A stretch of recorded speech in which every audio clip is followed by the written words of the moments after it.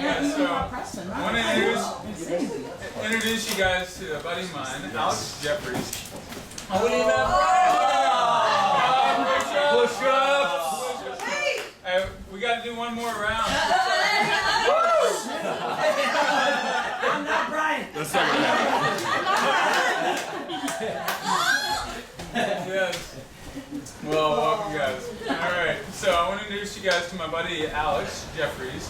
When we first met, you framed, I don't know how you frame yourself now, but you framed yourself then as like the Frank Kern of England is how you initially mentioned to describe yourself back then. To help me understand your background. Sure. I mean, because my mentor, does anyone know who Rich Shafran is? Yeah. You know? So any hands? No? Okay, so Rich Shafran is like the guru to the gurus. You know, I'm from the internet marketing space, so I've kind of been in internet marketing for the past 15 years, I would say. So when like internet marketing was this real new industry that it isn't now. And then all the gurus I knew, Rich Shafran come in and he was like the guru to the gurus. And for the past 10, 15 years, I guess, like he's been my mentor, and I've done a lot of work and a lot of study under him. So Frank Kern is kind of, was the, as we would call my mum's here, by the way, everyone say hi to my mum. Hi, Mum. Frank Kern's like the big swinging dick of the industry. And I found it really interesting, like his writing was very simple. So if you look at Frank's work, it's very simple to understand. He makes difficult things simple. So that's why I was mentioning to him, because Rich Shafran's such a complex guy, such a really, one of the smartest men I've ever met in my life. And he's a super genius. So to then study under a super genius to explain myself is easier to say. I'm like Frank Kern. Just simple. I take the complex and make it simple. Yeah, okay. Yeah. So Alex from Wales. Yes, sir. And just a brilliant guy, been through the ups and downs of life, and we were just talking, our opening night speaker was about self-sabotage, right? And how we can get in our own way, and he's experienced the ups and downs, and that's part of also the value of this group, and value of just investing in yourself. You can minimize or prevent self-sabotage at times, but you're still going to go through self-sabotage moments as well. So I'd love for us to go through, both some of your celebrations, some of your failures, so that we can learn, but also if you want to start from the beginning, from your background, to lay some of that. Sure, but let me, okay, so wherever I'm going to bring it to welcome. this week. I'm going to go to my background from this week. All right. So, that was very cool how you all just doing the high fives, getting the energy up, right? I just went to a maximum security prison last week. I went to Kern Valley State Prison. It's maximum security, level 4. When I went there, I kind of anticipated what I was walking into, but I walked into hell. And it was hell. I mean, everybody that I was there with was there at least 14 years. Many of them have been in the hole for the past 10 years. Many of them are never getting out ever in their lives. So now I'm sitting down like this, but everybody is super duper dangerous. Wow. And the only warning was no warning shots. And I'm amongst them like this, but sitting behind me, around me, it was, everybody's got tattoos on their faces. I mean, it was a very dangerous, scary place. I've never been so scared in my life. Where was this, you said?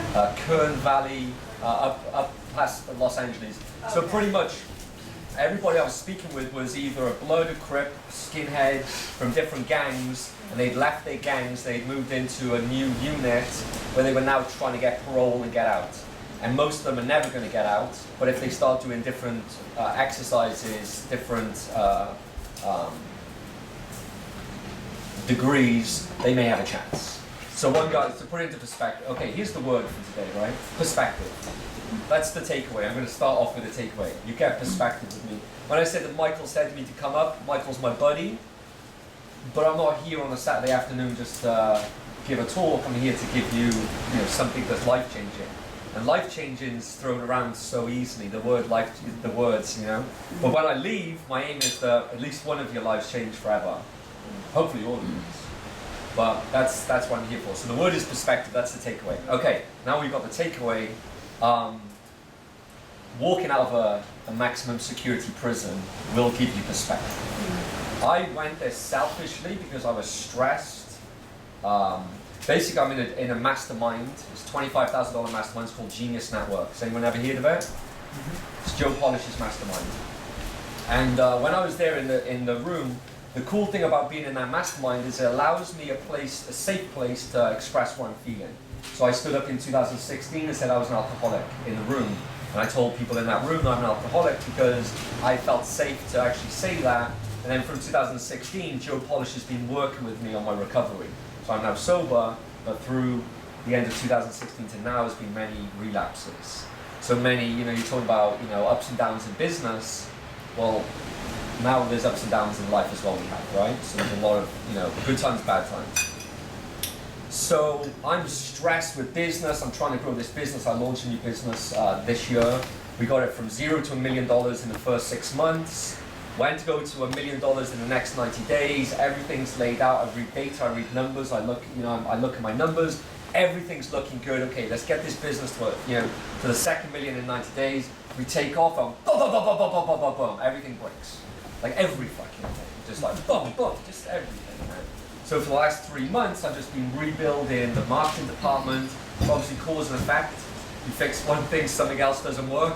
So now I've got cause and effect. So now that I build all the marketing department, my marketing's beautiful, it's running so well, and now my sales process doesn't work, it doesn't match. Now we have to build a whole sales process, but I've now built a business ready.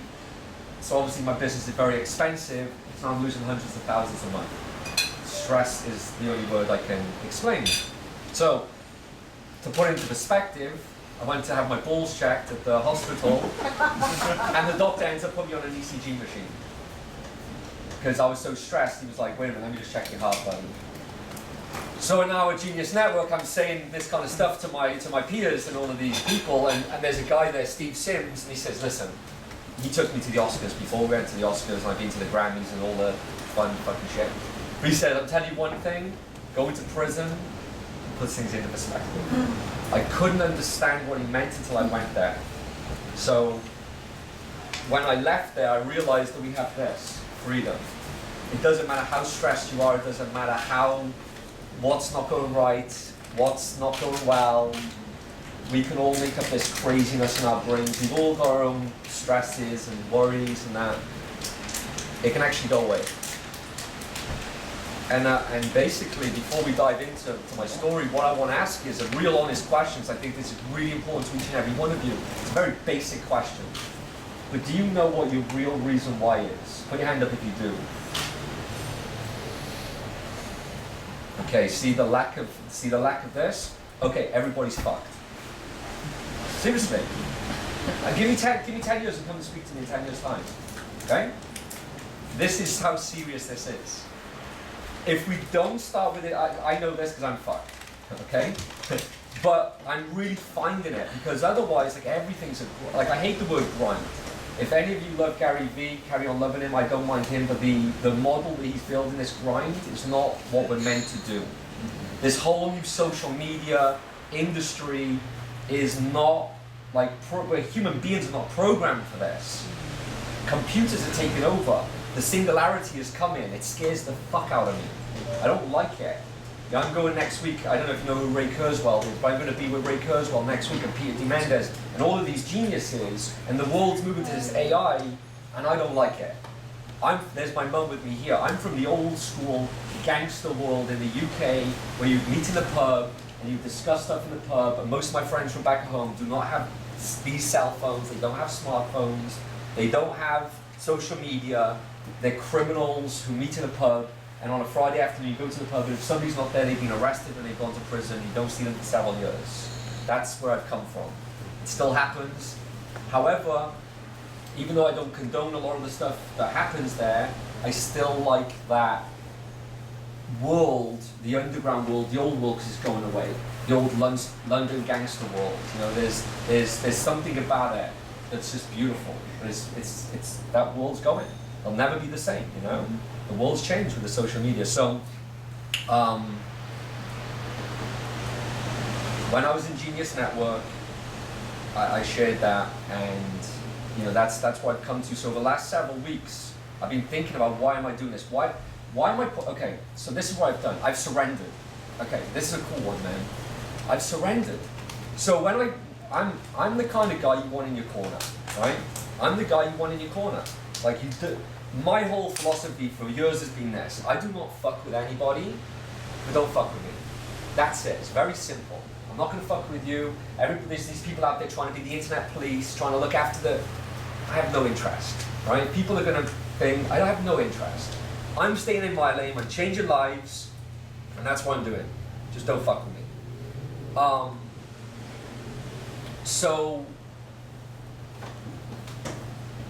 I find myself putting myself under a lot of pressure and stresses, and I'm fighting and and there's conflict. And when I looked around, there's nobody there. I'm fighting myself. I'm in conflict with myself. And I found this a really fascinating understanding of it, because I study psychology. Basically, I study people. So now I'm studying myself, and I'm just like, wow, there's nobody there. Like all of this fighting, all of this conflict, it's all with myself. It's just me. Why am I making it so difficult for myself? Why? And you can't really go and the biggest problem for me is I can't just go and speak about this on the internet, because you have to show face. If I'm the guru, then I would love to be able to just speak about what I'm going through, but I have to speak to a larger audience, not my little audience, which would be coaches, consultants, service providers. But I'm talking whole entrepreneurs. Then my buddy Billy Jean. Billy Jean's on to me like, go, he's like, his words is, he's mesmerized by me. So this is a big influencer, gets millions of views a day on his stuff, big influencer, right? Do you know who Billy is? Yeah? And he's just like mesmerized by me. But he's like, you're selfish by not going out there on the social all the time. I don't think it's for me. Each and every one of us has our own path, our own way.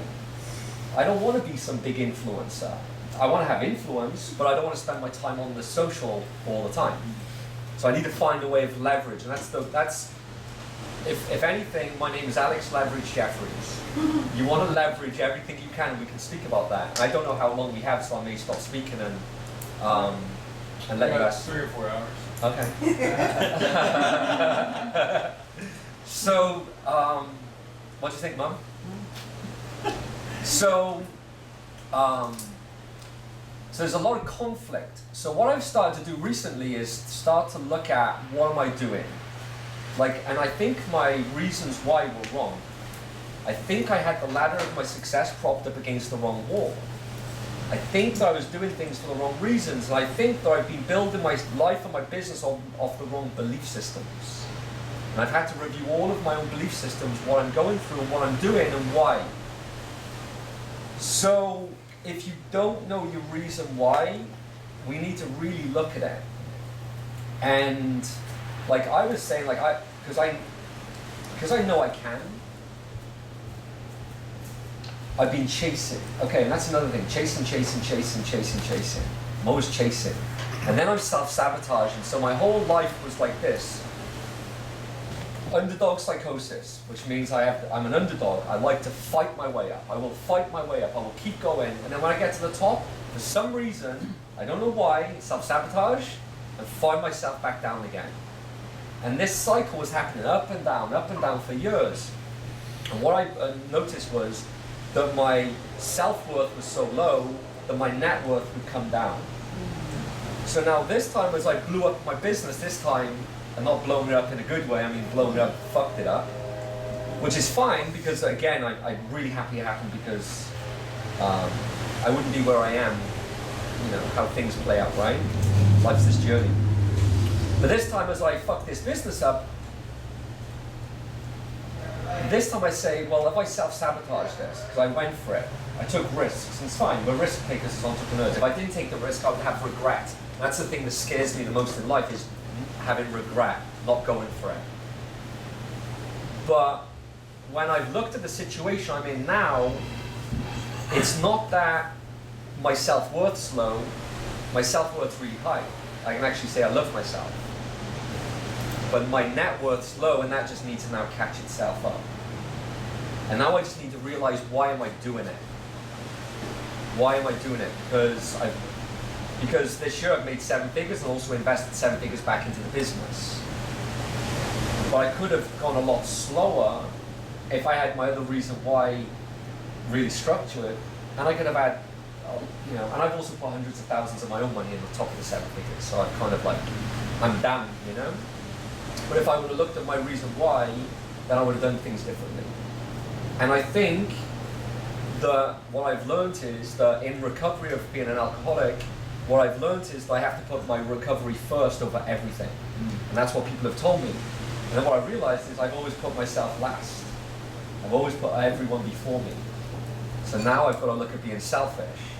And as I've done it with my recovery for alcohol, and I've realized how good that's been, now if I put my business to look after me first, and then look after others, now we still serve people, but we've got to build around us. Because otherwise we can build our own businesses. Can anyone relate to this? Yeah? Has anybody ever built a business from before? I have, so many times. Right? Okay, well, that's it for now. You can ask any questions, or you can ask questions. So what's that mean to design the business to look after you first? I've been guilty of that. So I get guilty to other people. I want to look after other people on my team. I want to do good by people. I want to show face. I don't want to scale a business back if I'm looking to grow, you know, an audience. Why would I scale back? It just seems counterintuitive. Seems like I'm retracting. It seems like I'm, you know, scared of the next level. There's so much to it. It's a very complex thing, but what I'm looking at is my own little ecosystem. So I come up with a concept last night. I live in California, so it's fine. I was high last night. So my homeboy come over, and my homeboy is like this guru. He's like this. He's amazing, isn't he, Mum? He's a nice guy. He's just phenomenal. He's just like, So intelligent. So intelligent, but he's like a philosopher. He's an incredible guy. And we were speaking last night, you know, in our conversation, I come up with the concept of high-ticket ecosystems. Because I have these ecosystems in my business that I'm not monetizing or utilizing, and there's all of these little places where if I actually started to put them into perspective and actually, okay. So the other thing is, I'm always chasing because I always feel that there's not much time. So I'm always rushing. My nickname when I was younger was AJ Lush in a Rush. I was rushing around. I will not say certain things on the microphone, but there were certain things I was doing, rushing around, doing things that people would just say, there he is, I'm in and out. You know, I'm a busybody. I'm here, I'm there. You know, I was doing things. I was active. And then I transferred that over to business, where I was, you know, in a world of now ethics. You know, I was running a legal business for the last, I don't know, however many years. 14, 15 years I've been in business. And then,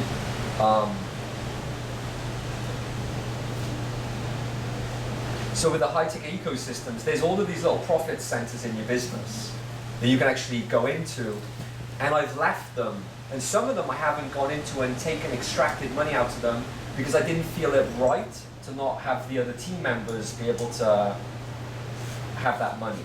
So I put too much onus on other people to generate the money. And now I need to actually start generating money in my own ecosystems to bring in to look after myself, my family, save money, and so forth. So I can talk more about that in a bit. There's money in all your businesses, what I'm telling you. Okay, we'll find some money for you today. Is that cool? I'm gonna find money for as many of you as possible before I leave. Yeah. Okay. So for yours, where do you see?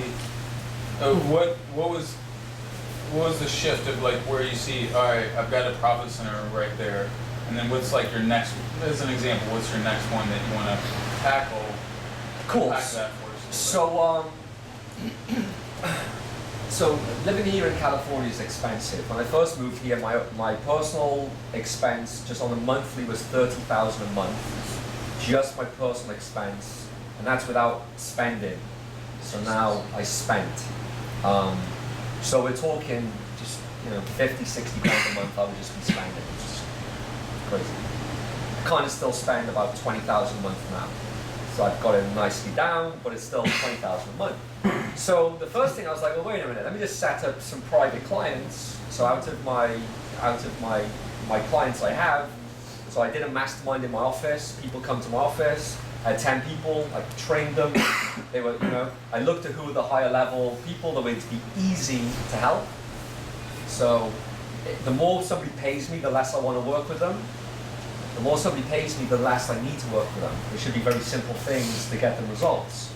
So I basically brought on a $5,000 private client to get 2 calls from me a month, one at the top of the month, one midway, and basically brought on 3 clients, 3 private clients. That basically pays towards, pays my bills, you know what I'm saying? So there you go. So what have I got to do? 6 hours a month and my bills are covered, you know what I'm saying? But it's more like there's 4, you know what I'm saying? There's 4, I got 4 clients, so there's 20,000 a month. I did have 3 from that first mastermind. I took 3 out of there and I brought another one on. That's one way, there's just private clients. But then there's also other expenses in my business. So for instance, I pay a copywriter $10,000 a month to look after all of my clients' work, because I was doing it. I want my clients to get results, and it's $10,000 a month. So now if I just get another 2 private clients a month to cover that $10,000 a month, now I've bought myself time. So I don't need to work with all my clients, I bought myself time. So if I can just sell a $10,000 product, how long is it going to take me to do that? If I get on the phone and make a sale myself, I can get on the phone and speak to 2 people and close 1 out of 2, 10 grand, or I give in the 10 grand, and now I've got all that freedom of my clients with me. So it's more just buying back my time as well for what is my reason why. Now my reason why prior was to change the industry, the coaching industry, which I believe I can do. And I also believe that I can get access to the highest level. Basically, have you ever heard of Action International? Act like this, have you heard of these?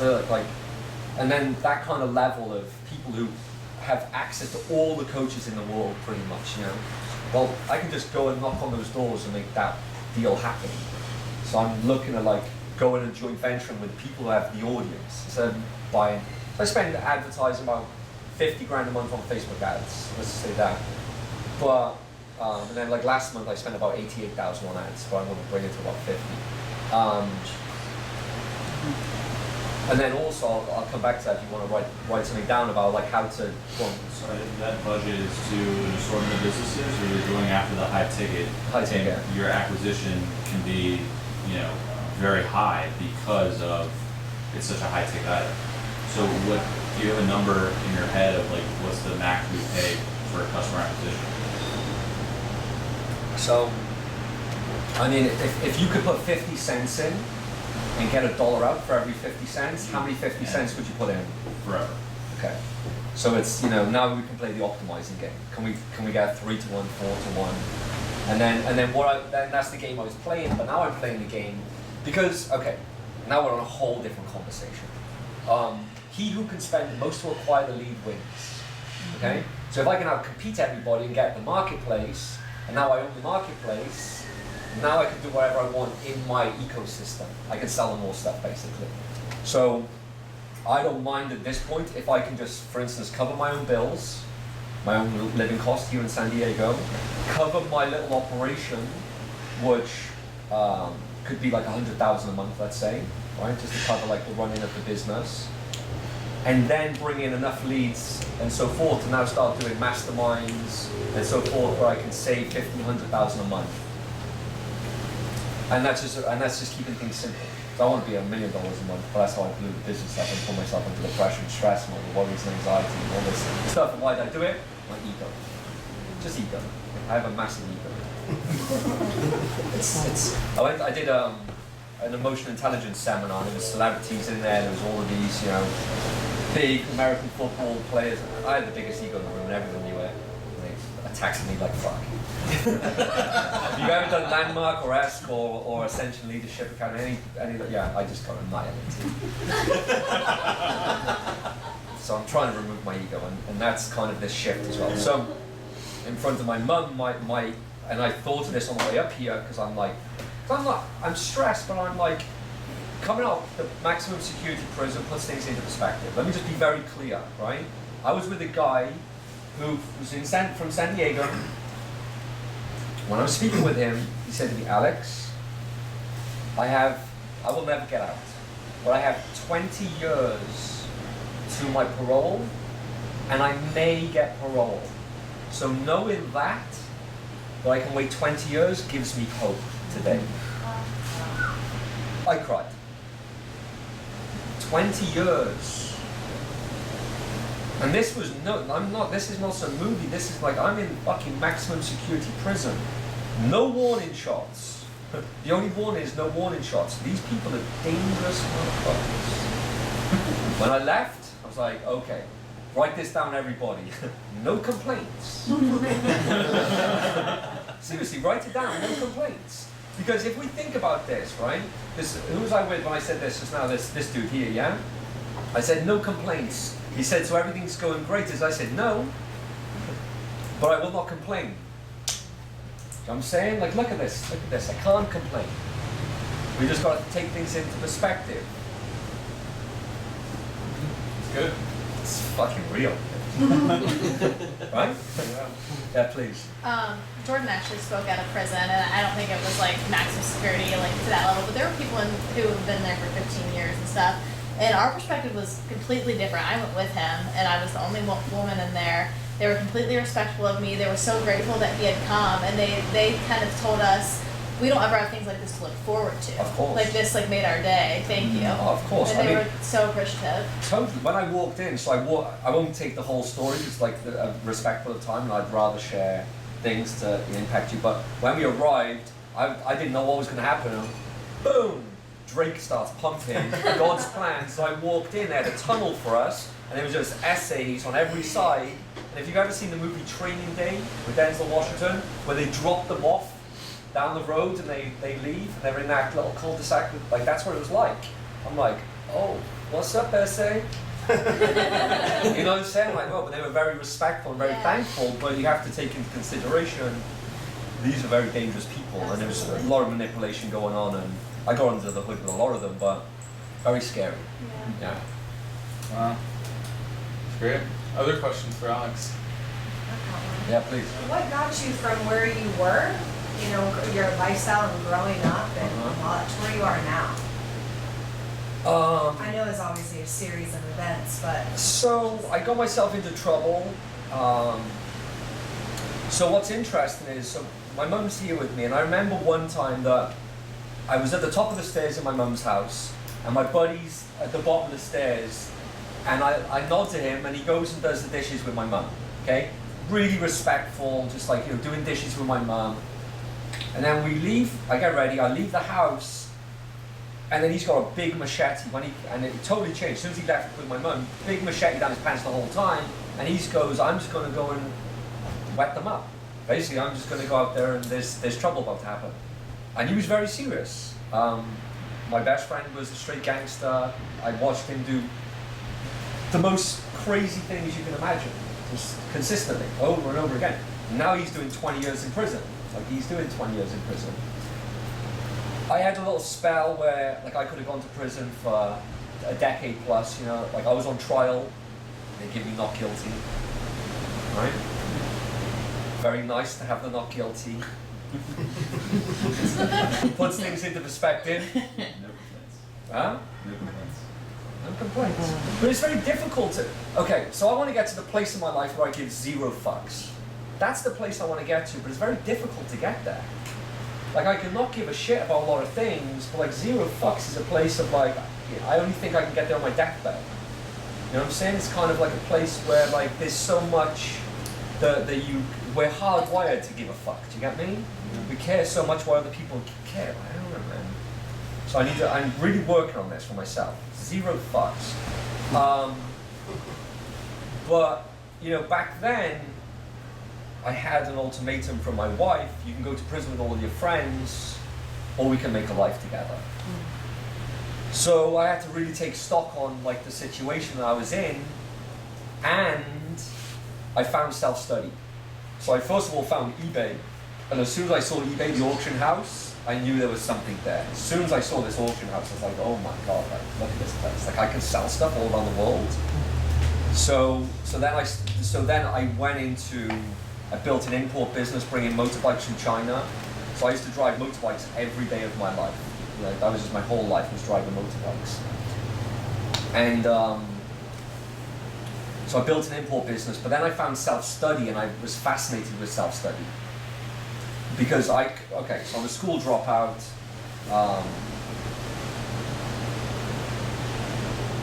Just without the full story, I'm a school dropout, totally dyslexic, dysfunctional, just behind, the lowest of the low in the classes, the lowest of the low, like put into like handicap classes with like all handicapped kids, and just like zero comprehension for the whole system. It's like literally, that was me. that was me, right? Just fuck the system. Which is interesting. My 7-year-old son, who's 7 yesterday, has been expelled from 4 schools since we lived in California, and we've been here less than 3 years. Payback, right? Yes. But he will be a superstar. There's just like, there's no question of this. And this kid is just a phenomenal athlete. You know, he's just a great athlete. And he can do whatever he wants to do. You know what I'm saying? And he knows that. I mean, I've trained him. He's a little assassin. What a man! Like, I don't know. I trained him like too early, maybe. I don't know. We'll see. We'll see. I mean, he thinks. Yeah, he just thinks he's the man. Like, that's it. If he was here, like, he'd be like, wow, little 6-pack, walks like he's got swag, you know. Why did he get expelled? Huh? Why did he get expelled? He just doesn't give a fuck. And also though, but he doesn't give a fuck. Boxes. Huh? He won't fit in the box. Yeah, the thing is that He's like, oh, here, Yeah. and he won't fit in the yeah, box. so he has no comprehension the same as me. So what happens is that I would get really frustrated, I would get really embarrassed. It was very difficult for me going through school because I didn't get it. So when I found self-study that I could get and I really enjoyed, that's when I was able to take off. And then I invested in myself and go to masterminds and meet different people and change my surroundings. So the first thing to answer your question was I left my environment. And then I moved to a different environment, but that environment served me for a certain period of time, but then that environment no longer served me. So I said, I'm going to move country, I'm going to move to San Diego and build a new life in San Diego. Now I'm rebuilding my life in San Diego. You know, now a sober life, but also a life that I want to live, you know, like, yeah.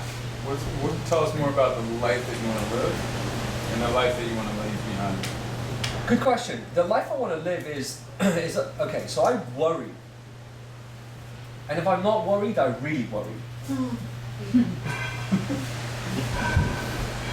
It's annoying, you know, and it's like there's these patterns and there's these loops and there's these things I do. And it's like, okay, let me change these. So for the first thing, a life with no complaints is a good life. Like, not complaining, regardless of the circumstances. I'm in a situation right now, and I pull up on my drive, and I say to myself, wow, like, this is a great scene of a movie. You know, it's difficult, but like, what a fucking good scene. Like, this can inspire people. So regardless of how difficult it gets, I know that I can inspire people at some point in the future with this. And I also know that I can get myself out of this, because if I've got through, my quote is, I made it through adversity, not university. I made it through adversity, not university. So if I made it through adversity, and I know it's always been difficult, why do I expect it to be different any further now? Why do I expect it to be easy? So why not make it as easy as I can? Don't load up the pressure just for the reason of loading up pressure. So that's the first thing, is life with less pressure. And so Frank Kern taught me, and I paid $30,000 for this, so I would write this down because this is worth your tuition into Zella's Mastermind. He taught me stabilize, optimize, expand. You want to stabilize first, then you optimize, then you expand. And I'm telling you now, if I look at all of your businesses, most of you are looking to expand too prematurely. And also, most of you are going to be trying to optimize too prematurely. So you really need to understand what stabilize really means, because I fucked up this show with that. Because if I really stabilized, we'd be in a much better position. Much better position. Underestimated the task at hand. I underestimated the task at hand, and I also underestimated the procrastination of task at hand. What was the third one? Stabilize, optimize, and Expand. Please. So if you say we think that we should optimize or expand, but you said something like we don't really understand Yes. what stabilizing means. Yes. Please expand on what stabilizing means. How can we really dig into that? So, for instance, right now, because I'm now behind, Uh-huh. I put myself in a position of behind, and I have to go. Okay, this is my natural story. I'm the underdog. This is my natural rhythm. This is where I get my best. As I'm driving here on the way up here, I'm fucking cheering in the car. My mum's in the thing.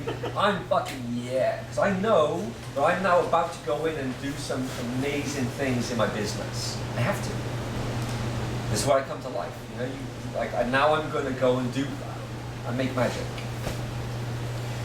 However, I don't want to get to a point where now I go and crash it all again to be in this position. Because I like the underdog story. I like the underdog process. So, how I'm going to structure my business is that my business now, the running costs of my business, I want to be covered every month. So I always want to start the month ahead, not behind. So for instance, this next month I have to generate 6 figures just to get by. This coming month, that means I'm behind. I have to fight for it. But I would rather the month covered. So I start the month now, everything is now exciting. Now I get to build upon this. You know what I'm saying? Mm-hmm. Now my problem with that storyline is that I have because we all have,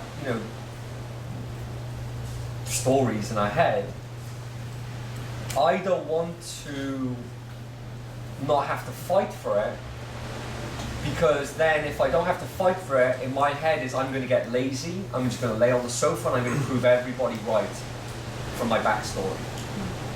So when I did a seminar back in June, one of my slides was my driving factors. And my number one driving factor in my life has been to prove my dad wrong. So that's a negative driving factor. Then the second thing was to prove everybody wrong. Because there were so many people who didn't believe in me when I was starting. But I've kept that narrative with me all of these years. Now, you talk about Frank Kern, you talk about these people. I can assure you that there's nobody in the internet marketing industry who's created more success stories than I have. Straight fact. Because I've been at it every single day creating success stories. However, for some reason I can't emotionally attach myself to that, for whatever reason, and for whatever reason I still feel I have to prove myself. So when I did my seminar just a couple of weeks ago, 2 weeks ago or something, and I was using the same presentation slides, when I looked at my slides, I didn't have the same belief anymore. My driving factor is not to prove my dad wrong anymore. My driving factor is not to prove anyone wrong anymore. So I was like, oh, imagine I just change it to prove everybody right. There's so many people rooting for me. So many people who believe in me, you know? Why not prove everybody right? And then my buddy said to me, why not prove anybody, why not prove anything to anybody? Like, why do you have to prove anything? Well, I like that thought, you know? I'm sitting with that thought. Don't prove anything to anybody. I like that, you know?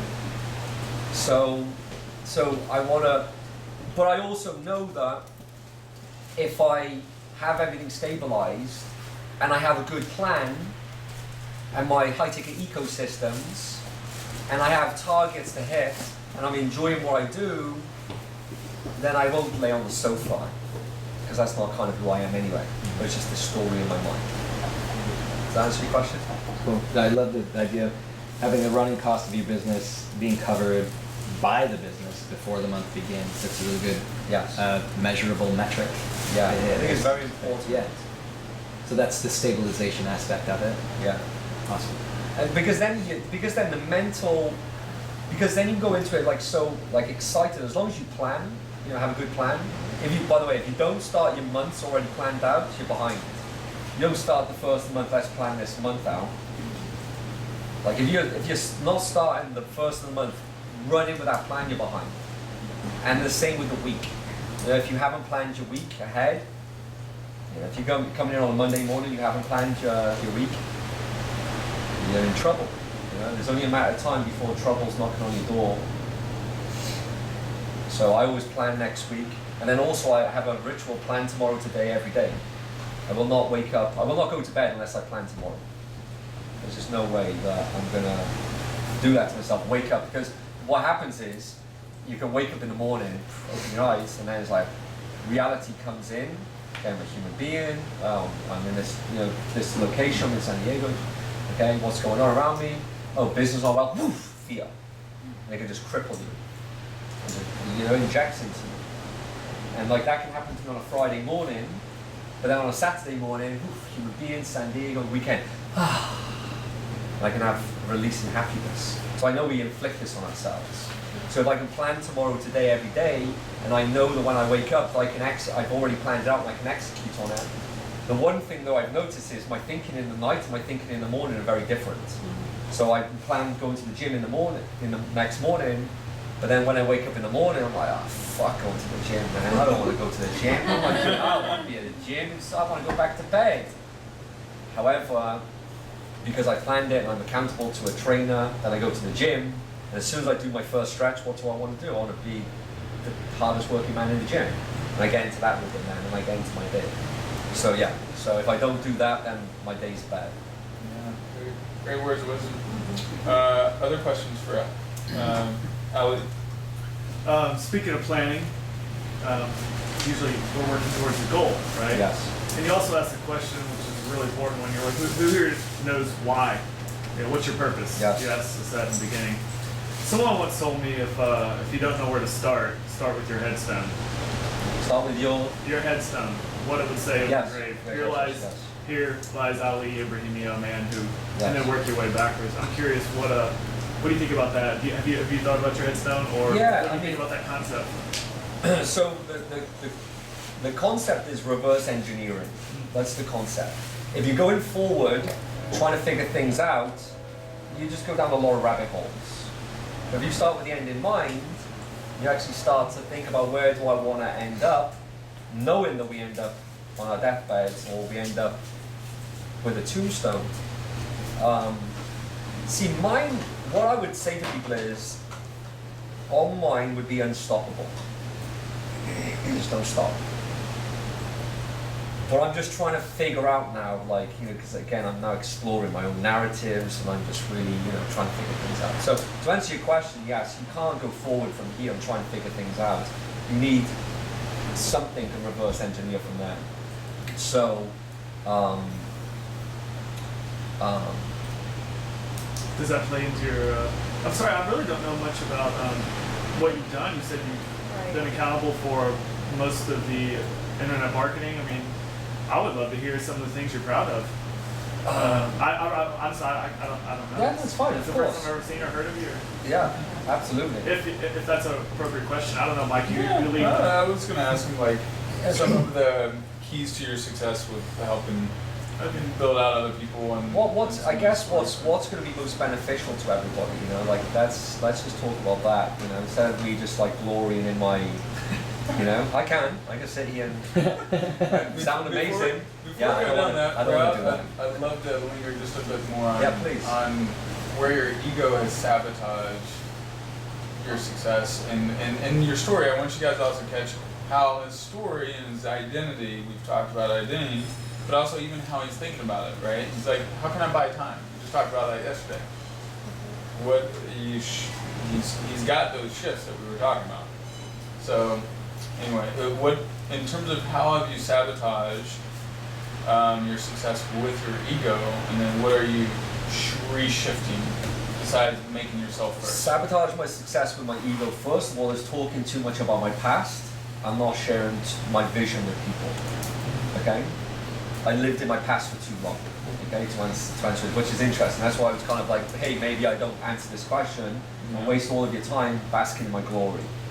know what I'm saying? But don't you find the past has brought you to where you are today? Because as you were talking in the very beginning, I was very intrigued with the story about the prison and this and, you know. Of course. So- I mean, I'm told it's a fascinating story, but I'm also aware of this room and giving something more that you could take away. Like I said, I don't want to just be here and have a talk. I want to be here and change lives. You know what I'm saying? So that's just what I'm being aware of. So the sabotage, my ego, trying to grow too quickly and trying to be the best. So trying to be the best in the industry, trying to change the most lives, trying, chasing. They're trying too much, you know, it's like, chill. Should we roll one up?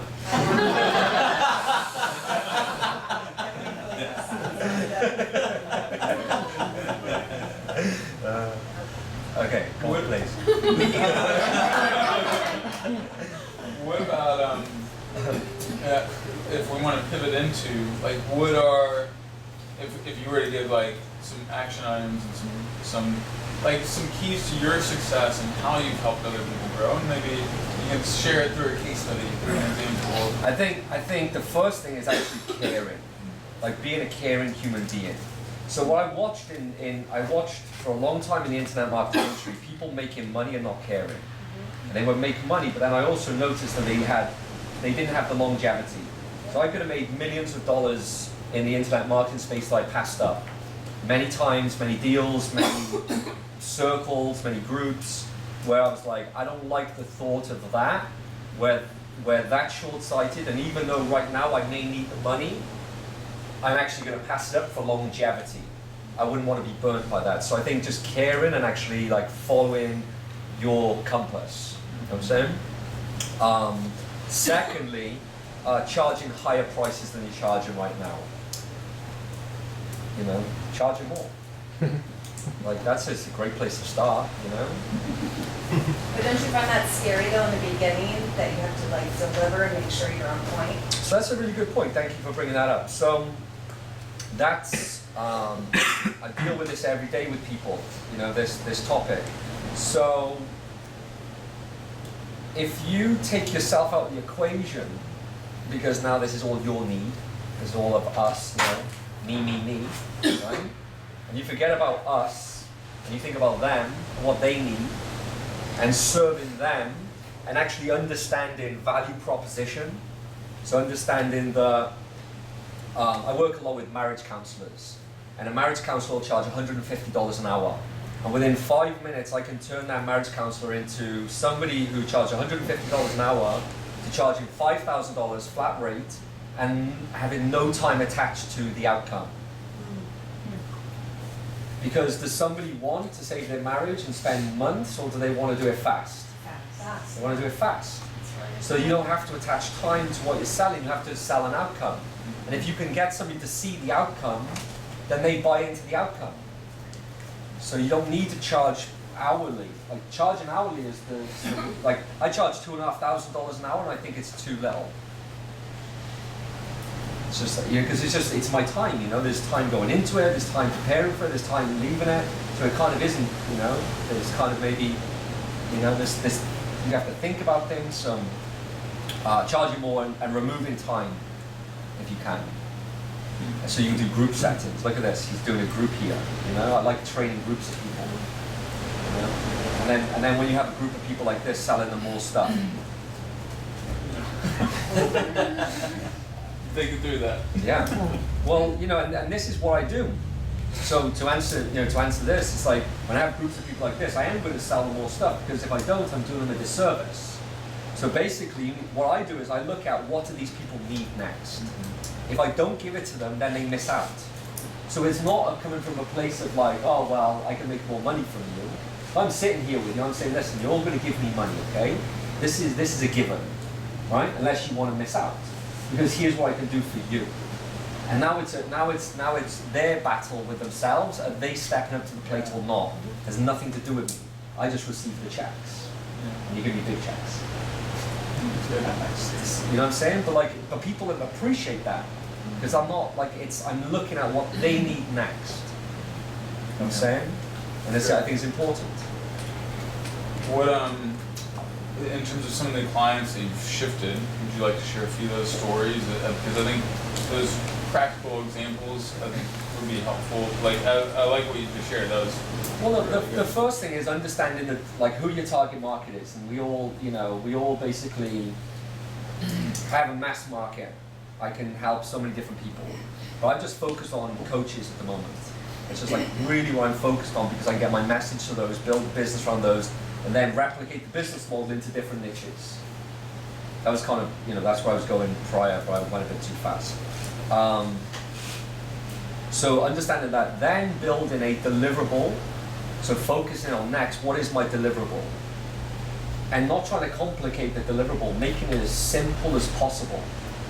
See, people don't want to buy complex, they want to buy simplicity. So if you think you've got to charge more and you've got to make it more complicated because you're charging more, you're making a big mistake. By charging more, you want to make it simpler for them. Can you give us a specific example of that? Yeah, so what niche are you in? Health and fitness. Health and fitness. So, does somebody want to spend the next year reading all of your literature, reading all of your books you're going to put out there, publishing, reading all your blog posts every day, watching all of your videos, watching everything you're doing, and just spend all that time? Or do they come to a retreat where you change their life in a weekend, but you charge them $20,000 and they come as a group, and let's just say that's all they get. But there's certain things they can go off and do on their own that really impacts their life. Now we've just removed a lot of time, like instead of charging $10 a month, upselling, it's called the Ascension Ladder, okay? Have you all heard of a tripwire? A tripwire is just basically a self-liquidating offer. That's all it is, right? But you're turning somebody from a suspect or a prospect into a customer, and then you can sell that customer and that becomes a client. So the process is suspect, prospect, customer, client, raving fan. Suspect, prospect, customer, client, raving fan. You say that one more time? Suspect, prospect, customer, client, raving fan. So it's difficult to take a suspect to a raving fan, but you can take a suspect to a client without them being a prospect or a customer. So depending on where the question was stemming from, you asked me to explain more of what was that? So when you were saying, a lot of, when you have these high price points, we feel like we gotta tell them all these deliverables versus simplifying it. So I was just wondering kind of what your language is when you say you simplify it. So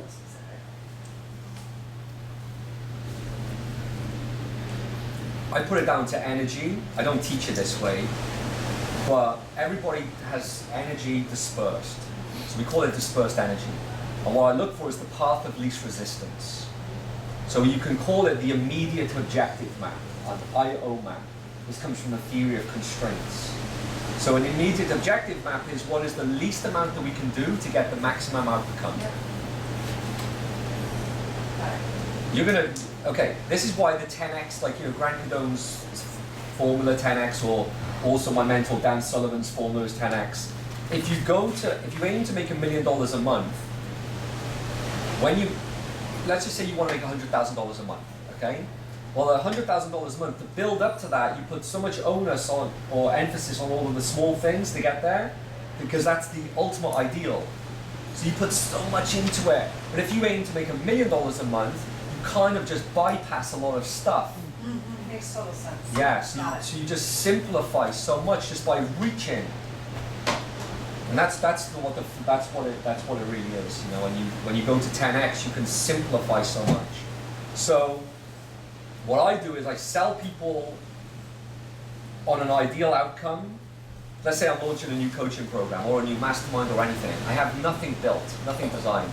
I'm just selling an ideal outcome. I'm going to get people emotionally attached to the outcome and sell them based on that outcome. And I'm going to deliver. And then I deliver in real time with the people. And I don't think about everything because I'm not smart enough to think about everything. I allow them to think of questions. They ask me questions, then I answer the questions. I call this client-driven content. So I'm going to build my content based on my first group of people, my founding members. So I'll sell them for a lower price. Like when I launched my program recently, it was $6,000 to start. Then we put our price up, now the price is $12,000. I have more prices above that, like $25,000, $60,000. If I started off at $6,000, got a good base of people, good community, and then from there. We'll keep it simple. Julie? I was just wondering, when you start with the clients that you started with that $6,000 and you bump up to 12 and so on,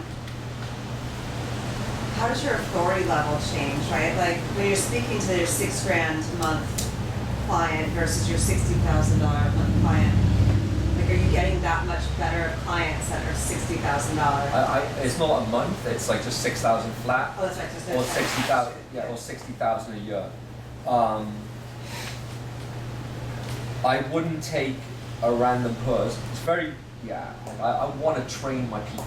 So it's called controlling your herd, right? Like Dan Kennedy talks about controlling your herd. Does anybody study Dan Kennedy? So it's like, controlling your herd is like, I want to train my people to act how I want them to act. If they make excuses in the real world, they don't make excuses in my world. If they're moaning and bitching in the real world, don't moan and bitch in my world. You know what I'm saying? So you want to control these people, so the more you can actually get people into your kind of way, then they can pay you more money and just be simple. So I tell people, look, if you're going to be a private client of mine, you're not going to get a lot from me. You're going to get what you need. Don't think we're going to talk about all of this stuff and it's going to be this. No, we're going to just speak about like the leverage and then just go and do it, get results. We can talk about other stuff elsewhere. But like when people pay me more money, I just keep it really focused. Don't bother me. Don't bother me. Don't bother me. But I get the results. Like they get crazy results, you know. Because Like, they're action oriented, because they've invested heavily. and also I've trained them on the basics. So I've taken them through series. And it's normally just like a lot of what I deal with is a lot of like people just make things too complex for themselves. So I take a private client. All I'm doing is removing all of the stuff. They don't know how to plan effectively. So I remove all of the stuff, say just do these things. And then hold them accountable to do those things. And then each Friday they have to be accountable to me. You know, just send them an email saying, hey, either I feel fulfilled this week because, or I feel fucked off because.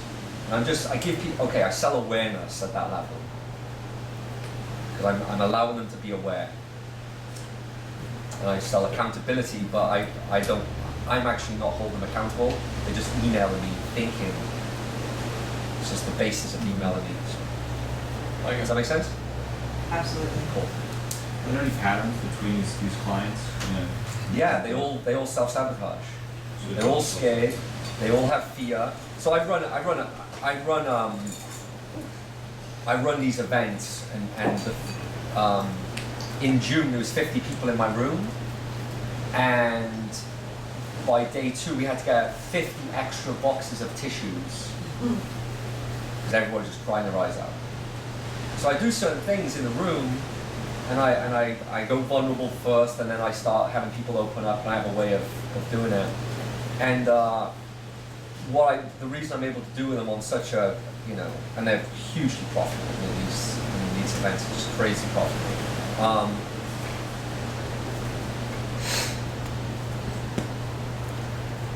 Everybody's the same.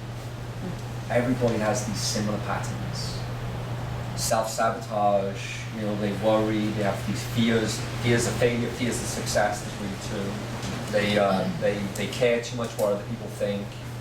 It's just real simple stuff, but it really affects people. how quickly can you recognize between those two, which one it is, and is it the same solution? Let me ask you a question. You scared of success or failure? I'm curious. I don't know. I'm asking you the question. I think it's your success. Okay, so that's how I do it. I ask the question and I have them write down. And I don't really categorize them, but there's a fear there. I don't care, because people are either driven towards or driven away from.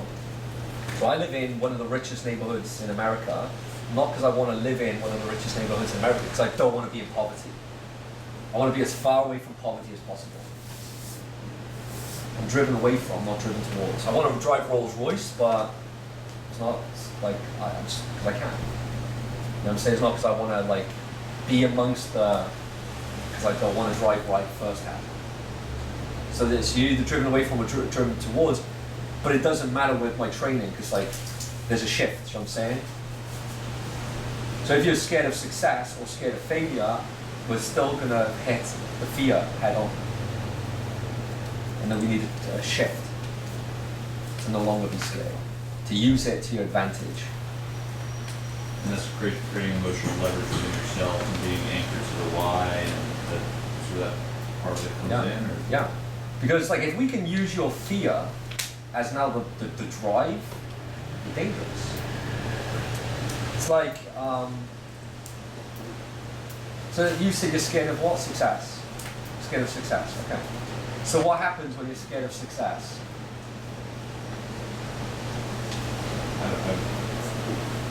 I chose that one because I'm a risk taker by nature, so I know it's not failure. I always try to learn from if there's a mistake or something like that, so I know to look positively at those situations, so I assume it's success. But I'm not sure. I don't know. Sure, I can go into a whole conversation here about it. It's kind of like, you know, the whole thing is there is no failure, there's only learning, right? And there's no failure unless you quit. So if we don't quit, so long as we don't quit, then we're not a failure, we're just learning. But how much learning do we want to do? Are we using that as a storyline, that it's a narrative that it's okay to keep sabotaging because you're scared of success, to stay away from it? So like I'm scared of I just don't like this. I'm addicted to this. And there's a whole social channel, I have all these channels and all these inbound things. So many people reach out to me and message me. And it drives my brain crazy. Like my brain almost can't deal with it. So that's when Billy's saying to me, he's like, bro, like, you know, you're huge, this big influencer, and he is on my case. So now I have a videographer following me, but it's not kind of me, you know, it's like, I just don't know if I want to be amongst that anyway. But why? Is it that I'm scared of what people will start saying about me? Is it that I'm gonna get lost?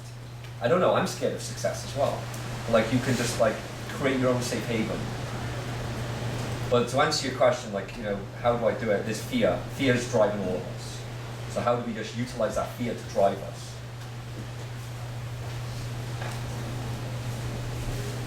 I can come back with you on it, you know, we can keep going, but I can come back, it's like,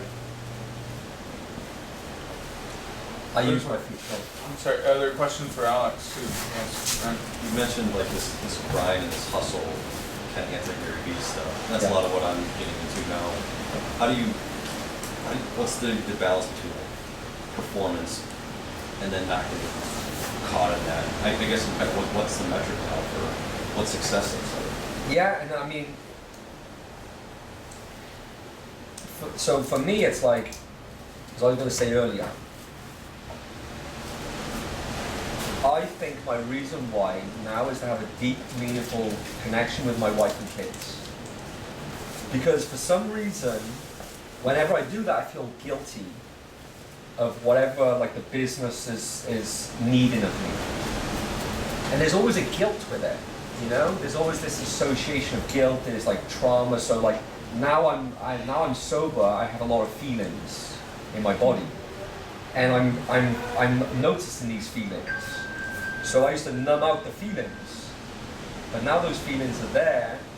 Those feelings, if I sit down on the sofa, I can actually feel them in my stomach. And they make me jump up. So I'm observing these. I'm like, oh wow, I'm driven to go back in the office. I can't relax. So I'm saying it's something in me I can't relax, which I'm working on. I'm just exploring. But the thing that I'm interested in, to answer your question, is I'm interested in how far am I willing to pursue success, and for freedom, and when does success eat into your freedom? Where's that balance? And I'm just really assessing it. Now I need to explore that and remove my ego from the situation, because I have a big ego, like I said earlier. And I have to remove that and say, listen now, fuck everybody. Seriously. We need to sit down in a quiet room, forget what everybody thinks about you, or I'm speaking with all of you, you know, whether you meditate or not, What do I really want, truly want? And sometimes it's what you're scared of, you know? Like, okay, so perfect, here's my mum. One of the most scariest things in my life is to tell somebody who I love the most that I love her the most. Just having a deep, meaningful conversation with my mum is scary to me. And I'm glad I get my mum to sit here with me and to share that, and now how can I start to work on that? Like, this is my first step towards having that.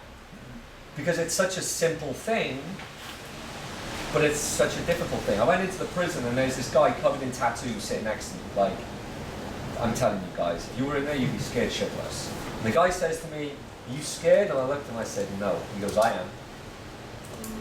I wasn't scared. Not that scenario. Like, I walked in it to be tough. I walked in like, there's a tough situation, tough people, I'll go in and be tough.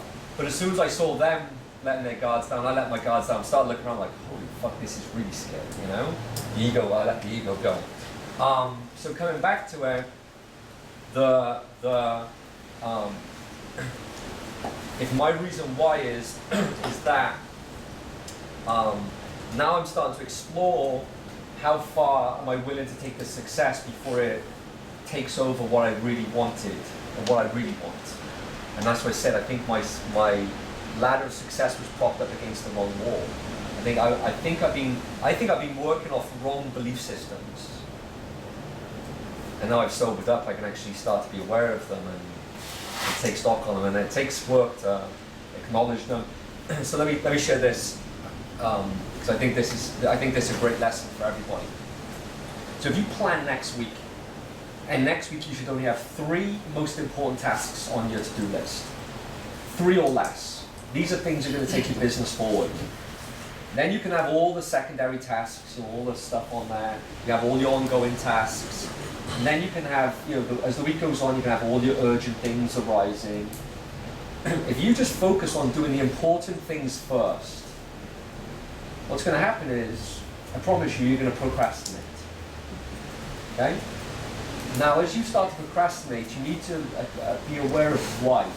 Why am I procrastinating? And write that down on paper. Then go and procrastinate. Then go and do whatever you do. Go on Facebook, go and do whatever it is you're going to procrastinate. Go and do the urgent work, 'cause it's so urgent. I'll come back later and do this important stuff. I'm most productive at night anyway, so I'll put it off until this evening. Whatever it is. When you actually look at that piece of paper afterwards, that's the most important task you need to work on. What's holding you back? You can actually find, I call it the clarity gap, you can actually find it in that moment, but if you don't write it down, you'll forget it. It's like a slippery fish. What exactly is it that you're writing down right there? Why you're procrastinating. Why what you're showed up for you. What showed up, what you're avoiding. Because like, you may need to do a sales call, but you're like scared of rejection. Okay.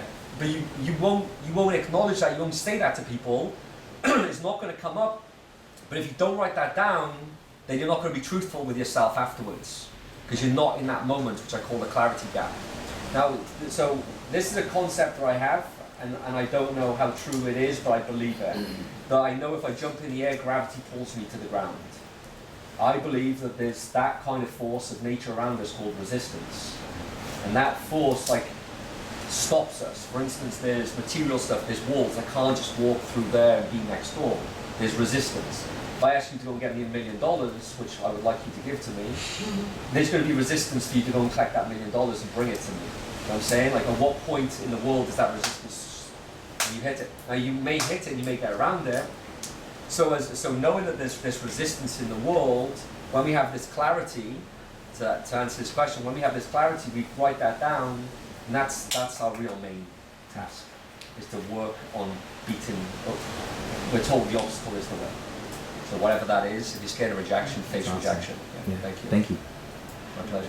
Yeah, and sorry, on that note, you talked about the path of least resistance Yes. and finding that and sidestepping, and then it's kind of, I look at it as 2 ways, because you said find that path of least resistance, but then still maximize, whatever that sale is or that opportunity. So do you look at that together, or do you first bring that path of least resistance, and then wherever you are, then you're like, okay, now here, then maximize, or is it kind of you're doing it together, or reverse? It depends what level we're talking on. there's so many levels to this.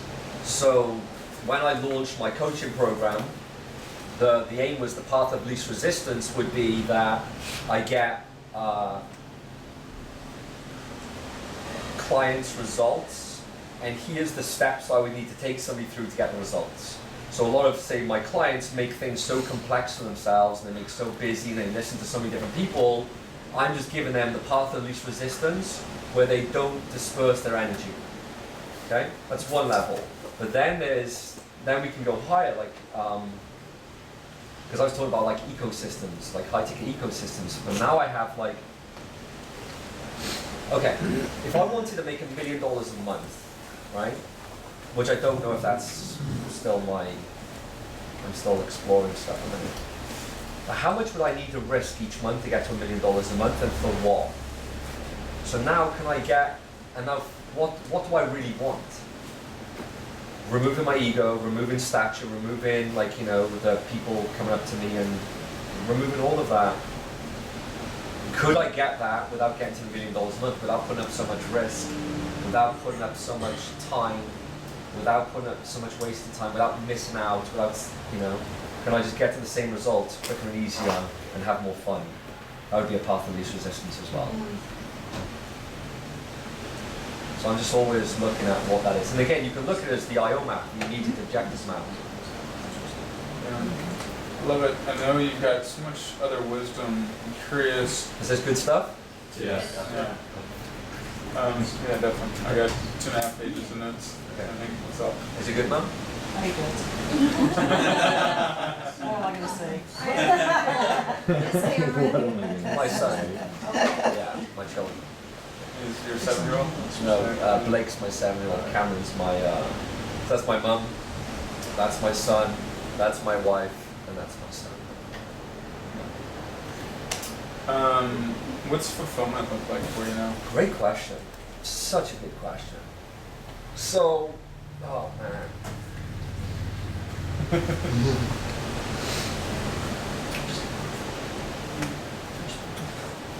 So it's so funny, man, with my guru last night.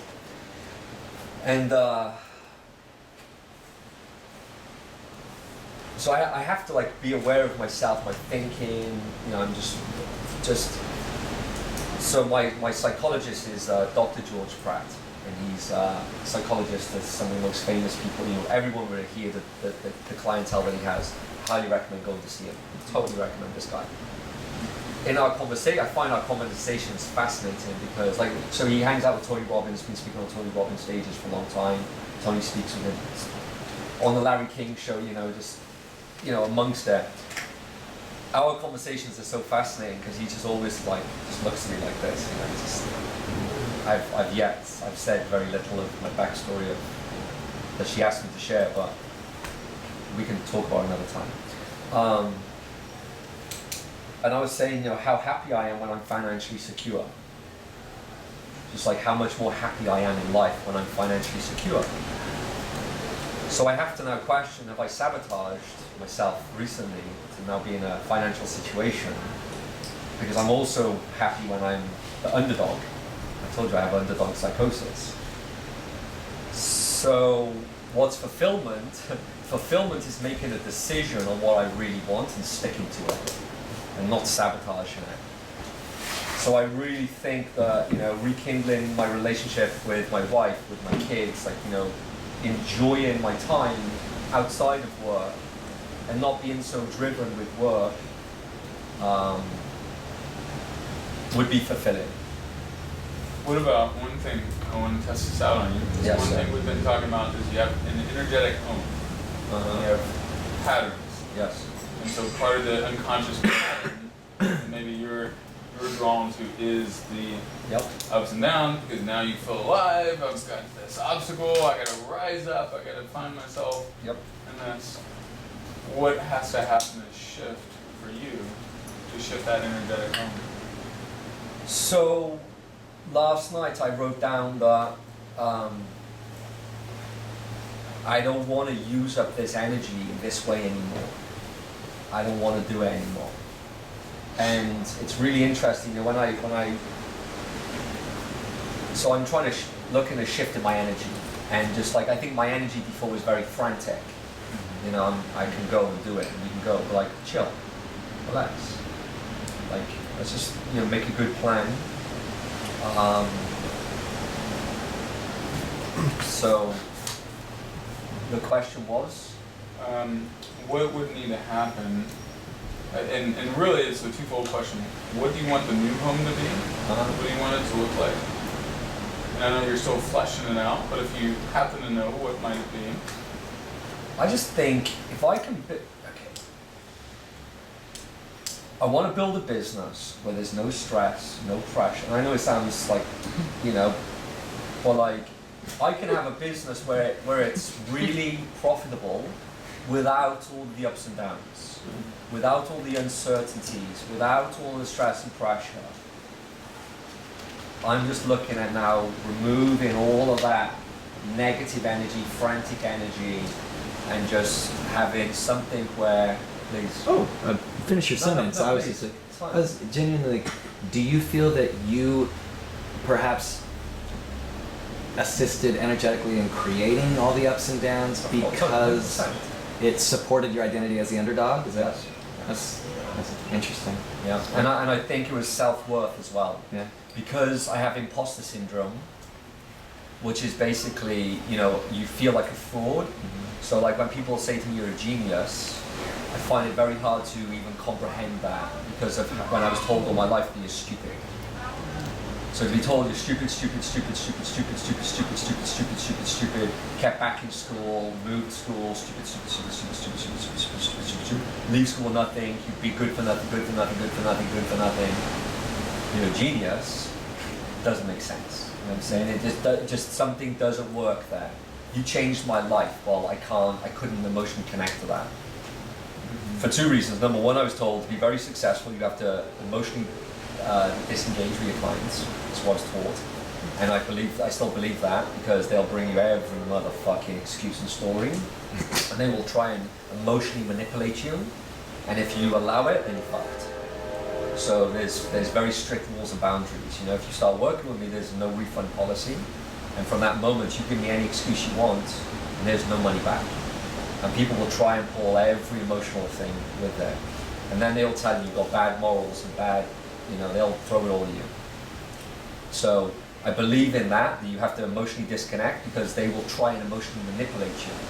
And if you allow that to happen, there's a crack in the door, and other people will try and emotionally manipulate you. And it's very interesting how they do it. And I've seen this across so many different, this is just people, you know? So I had a guy say to me, Alex, you changed my life and your program's amazing and thank you so much for the time we spent together, but can you give me the money back, please? I need to go and do some stuff. And I said no, and he couldn't believe it. He was outraged that I wouldn't give him his money back. And I mean, you know, and I've had people say, your program's amazing, but my gearbox is broken, give me my money back, no, and then attack me. You know, so you'll hear all crazy stuff. So basically, first and foremost, I go into so the rule is this: you pay me a lot of money, non-negotiable, and you pay me a lot of money up front before we even work together, non-negotiable, and there's no guarantee of results, non-negotiable. But once you pay me money, my job is to change your life, but you've got to change your life. I can't change your life for you. I will facilitate. So that's how I work with. So first of all, there's that. So that's one reason I was emotionally disconnected, because I knew that I had to, and then people will try, they will fucking try. And I've worked with thousands and thousands of people, so I mean, I've just explored in different niches, different industries, different people, different countries. It's all the same, right? Doesn't matter how much good you do, a small percentage are going to come after you. Even when they say in the same breath,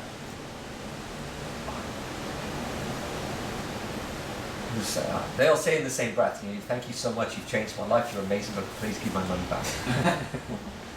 So you just like, what do you mean? And then they say, what do you mean, what do you mean? Okay, that's the first thing. The second thing then was I was obviously drinking a lot of alcohol, and I was numbing out obviously a lot of stuff, like an emotional connect. So I'm just exploring a lot of it. But yes, I've sabotaged myself over and again. And I believe this time I may have sabotaged myself for the good though, which is interesting. because I think I was building the wrong business. I think I was building a business I didn't want. I think I've now become aware and enlightened, please. My question, I can relate to a lot of your story, and I wonder if being on this side of sobriety, if you feel like the underdog thing has an addictive Yes. quality to it, like Yes, it I does. like this feeling. And if you can approach it from that same model of recovery. Yeah, I mean, so it's so true. So here's what I did. In recovery, I surrendered for the first time in my life, because as I mentioned earlier, I'm the kind of guy you want on your side, not you don't want to be against me. This is just the given. Like, if there's only one thing, just be careful of being against me. You know what I'm saying? Because of my nature. But then, as I've started to go through sobriety and realize there's a lot of strength in surrender, now I'm like, wait a minute, imagine I surrender to all of this, what I just shared with you, and it's fine to be against me because I'm not going to take it on board. It's fine, like I'll just surrender. So basically I've been in a process the last few weeks of surrender, where I'm just surrendered to everything, and I'm not fighting, I'm not gonna I have this no vision, because here's the notion I've been under. That I want to put $6 million in my bank account. And when I have $6 million in the bank, I don't need anything, no money, because I can actually have enough money to live as I live right now for the rest of my life without needing to make money again. So I've been looking to put that in the bank as soon as possible. I'm like, I have the ability, the capability, the skill set to do it, let's go do it now. Put myself under way too much pressure. And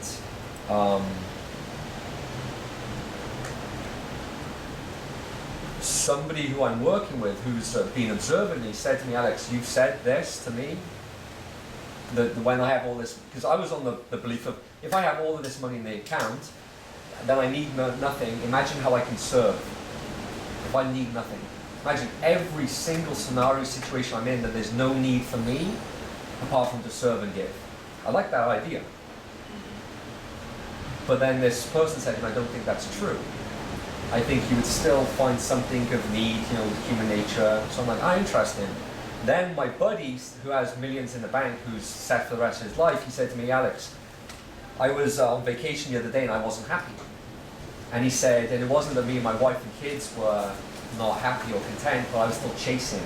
Chasing. He said, I've give up all my goals. I've basically give up my cycling career. I've give up all my dreams and vision boards and everything. And I'm living more in the present. I like that. However, I don't have that money, so I still have to have awareness that I still need to pursue, but do it without chasing. So I'm just surrendering for the minute and just seeing what I want. And I know that putting myself first in recovery is the only way to do it. So I guess putting myself first in the business is the only way to do it as well. So being selfish for the first time, even though I'm going to serve. That's what I think. But, yeah. What would you recommend for us to how do we put ourselves first in the business? Well, like I started, the reason why. If we don't know what we're doing it for, we're going to mess up. If we know what we're doing it for, then we can reverse engineer what we want. So for me, it's like, if we put our reason why and how we want to live, so we have our perfect average day. My perfect average day is very boring, and I like that. Get up, go to the gym. I don't really have many routines, but I like a simple life, peace and quiet. It's interesting, my mum, where I live is so peaceful. I live in a gated community within a gated community. It's very peaceful. However, me and my mum, when we're walking around there, it's very peaceful. However, I'm not at peace inside. There's a lot of conflict that I'm trying to figure out inside and remove. So, to go to where, understand what your real reason why is, and is this a false belief or a real belief? And what am I willing to sacrifice to get there? So what's my reason why? What am I willing to sacrifice to get there? And when I get there, will I be happy? Will I truly be happy? It's kind of what I'm exploring right now. You have a very authoritative energy, and you mentioned you don't have any routines. You were talking that on the way here, you were kind of yelling, getting kind of hyped up. Is that a practice you do to kind of come into a situation? Or? No, I told him I have no clue what I'm going to speak about. I just know that I'm going to touch you deeply, or that was my aim, is to, you know, not come in and just give a talk, but really deeply touch you. No, I was just excited, you know, because I'm like, I'm in a situation where, it's a situation I haven't found myself in a long time. Now I put myself in a situation, so I have to say, well, I put up a lot of risk, I went for it, and now I can't regret that I went for it. I would have regretted if I didn't go for it. You know what I'm saying? It was there, man. I read all the numbers like it was there. But when I'm driving here, I started thinking about, wait a minute, as I was mentioning to him earlier, that if I now structure, you know, these private clients that cover this, I have like my own little ecosystems in my business that I save this much a month, but I don't have to build this huge business right now. I can chill and enjoy figuring my own thing out. So I was just kind of happy, like, wait a minute, I don't need to, because like, when you start the month with a 6-figure overhead, like, okay, this month I had to generate $250,000 just to get through this month. So as I started the month, I'm like, how the fuck do I make $250,000 when everything's fucked in business? You know what I'm saying? Like, everything's fucked. I'm like, so I'm on the first of this month, like, well, here we go. You know, it's very stressful. Have you always kind of had this mentality through other industries you worked in, past jobs? You always kind of been this person, or is this a passion that now kind of brings this out of you?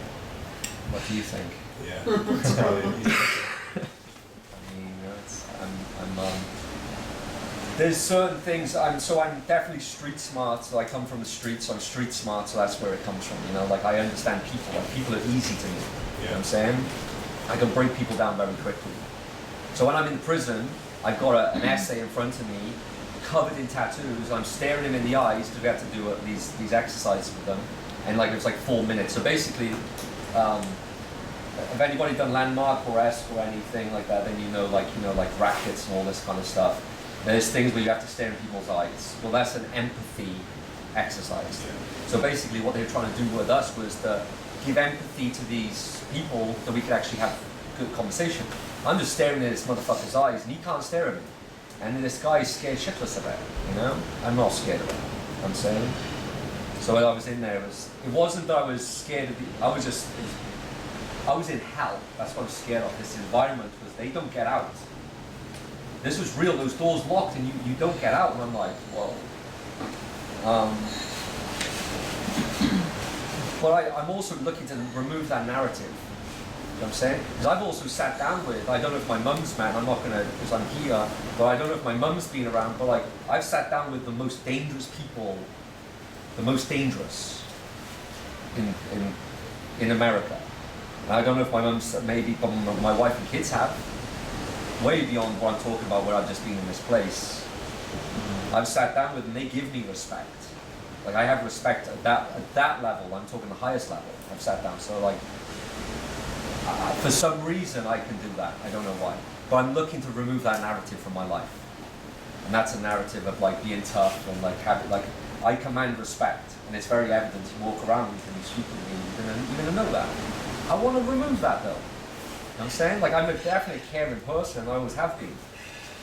But I just think that it's been helpful to get to where I am, but my mentor Dan Sullivan says, what got you to Egypt won't get you to the promised land. And I know you made, from the last time we hung out, you made the decision to cut off that part of your world. And we've talked about decisions that affect your life, and what led to that decision, and how do you feel about that decision that you made? It was like 6 months ago, 7 months ago? Maybe that you're like, I'm cutting out, I'm not gonna hang out with those people anymore, or even though you haven't, just because you stayed in, somewhat, you were around them, but you just said, I'm just not even gonna allow it, basically, right? When we had dinner back here like 2 months ago. So I could have done a deal earlier this year. Pretty much, it's like, I could have gone into a business where I could have, it was a very dangerous move. It was a very, very dangerous move. And I was like, why am I going to put myself under this pressure and stress? And it was way beyond any comprehension of this conversation. But it was a very big deal, and I was like, nah. You know, like, why would I put myself under that kind of stress and worry? And I mean, it's just way beyond, like, I'm capable of it. I know I'm capable of it. But why? Is it my ego? I'm like, this is too dangerous. Fuck this. Let's chill. So I'm looking for a more chilled life. You know what I'm saying? I'm really looking for like more chilled. And again, it comes to the ego. I like it. So my conflict is this: I want to have this big impact. How can I do that if I'm chilling? But what I really want is to chill. So I'm like, wait a minute, I need to chill first. If that's what I truly want, instead of going out there and serving everybody, I need to chill and get my shit in order before I can have this big impact.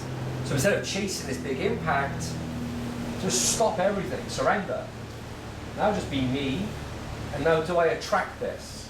Can I attract this big impact? Can I bring this into me versus chasing it? So I'm kind of just exploring that. Great. Any other questions, Ben? I'm curious, what are like the 2 or 3 mindsets or beliefs that you hold that are like your superpower? Because what I'm hearing is that you have, you know, these self-sabotage things that you're working through right now, but you're still able to create these amazing results. So what are those things?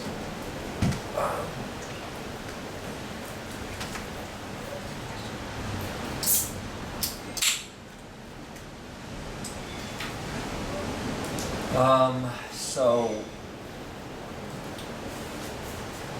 for some reason, my 7-year-old son, I took him for a psychiatric evaluation in a hospital, behind the glass mirrors and all that. They were wondering if he was on the autistic spectrum, and they put him in a, and I went in the room with him. When he was doing the exercises, he could do the exercises, but I couldn't. And it made my mind, like, really, like, that night, my mind was really hurt. Like, I was really, like, my mind was really, like, felt like my mind just melted. Because there was things that my 6-year-old, he was 6 at the time, was doing that I couldn't do. And I was looking at these things like, oh, fuck, am I autistic? I don't know. I've never been labeled anything. I don't know. But I couldn't do the exercises sitting there. But when they were evaluating him, asking questions, my son was responding with 100% belief in his response of, I will have a tower, I will have a helicopter on the tower, I will have the Bugatti, I will buy my dad the Lamborghini. When he's saying these things, he believed it. No question, like this was 100% belief in his mind. He sees Lamborghinis where I live, he's like, Dad, I'm going to buy you one of those. He believes it, like totally believes it. We speak about like being a YouTuber, and he's just like believes he has millions of fans. Like he believes it. I think he's got that from me because I believe I can do anything. Like when I mean I have sat down with not once, but many times the most scary, dangerous people. How do I get that?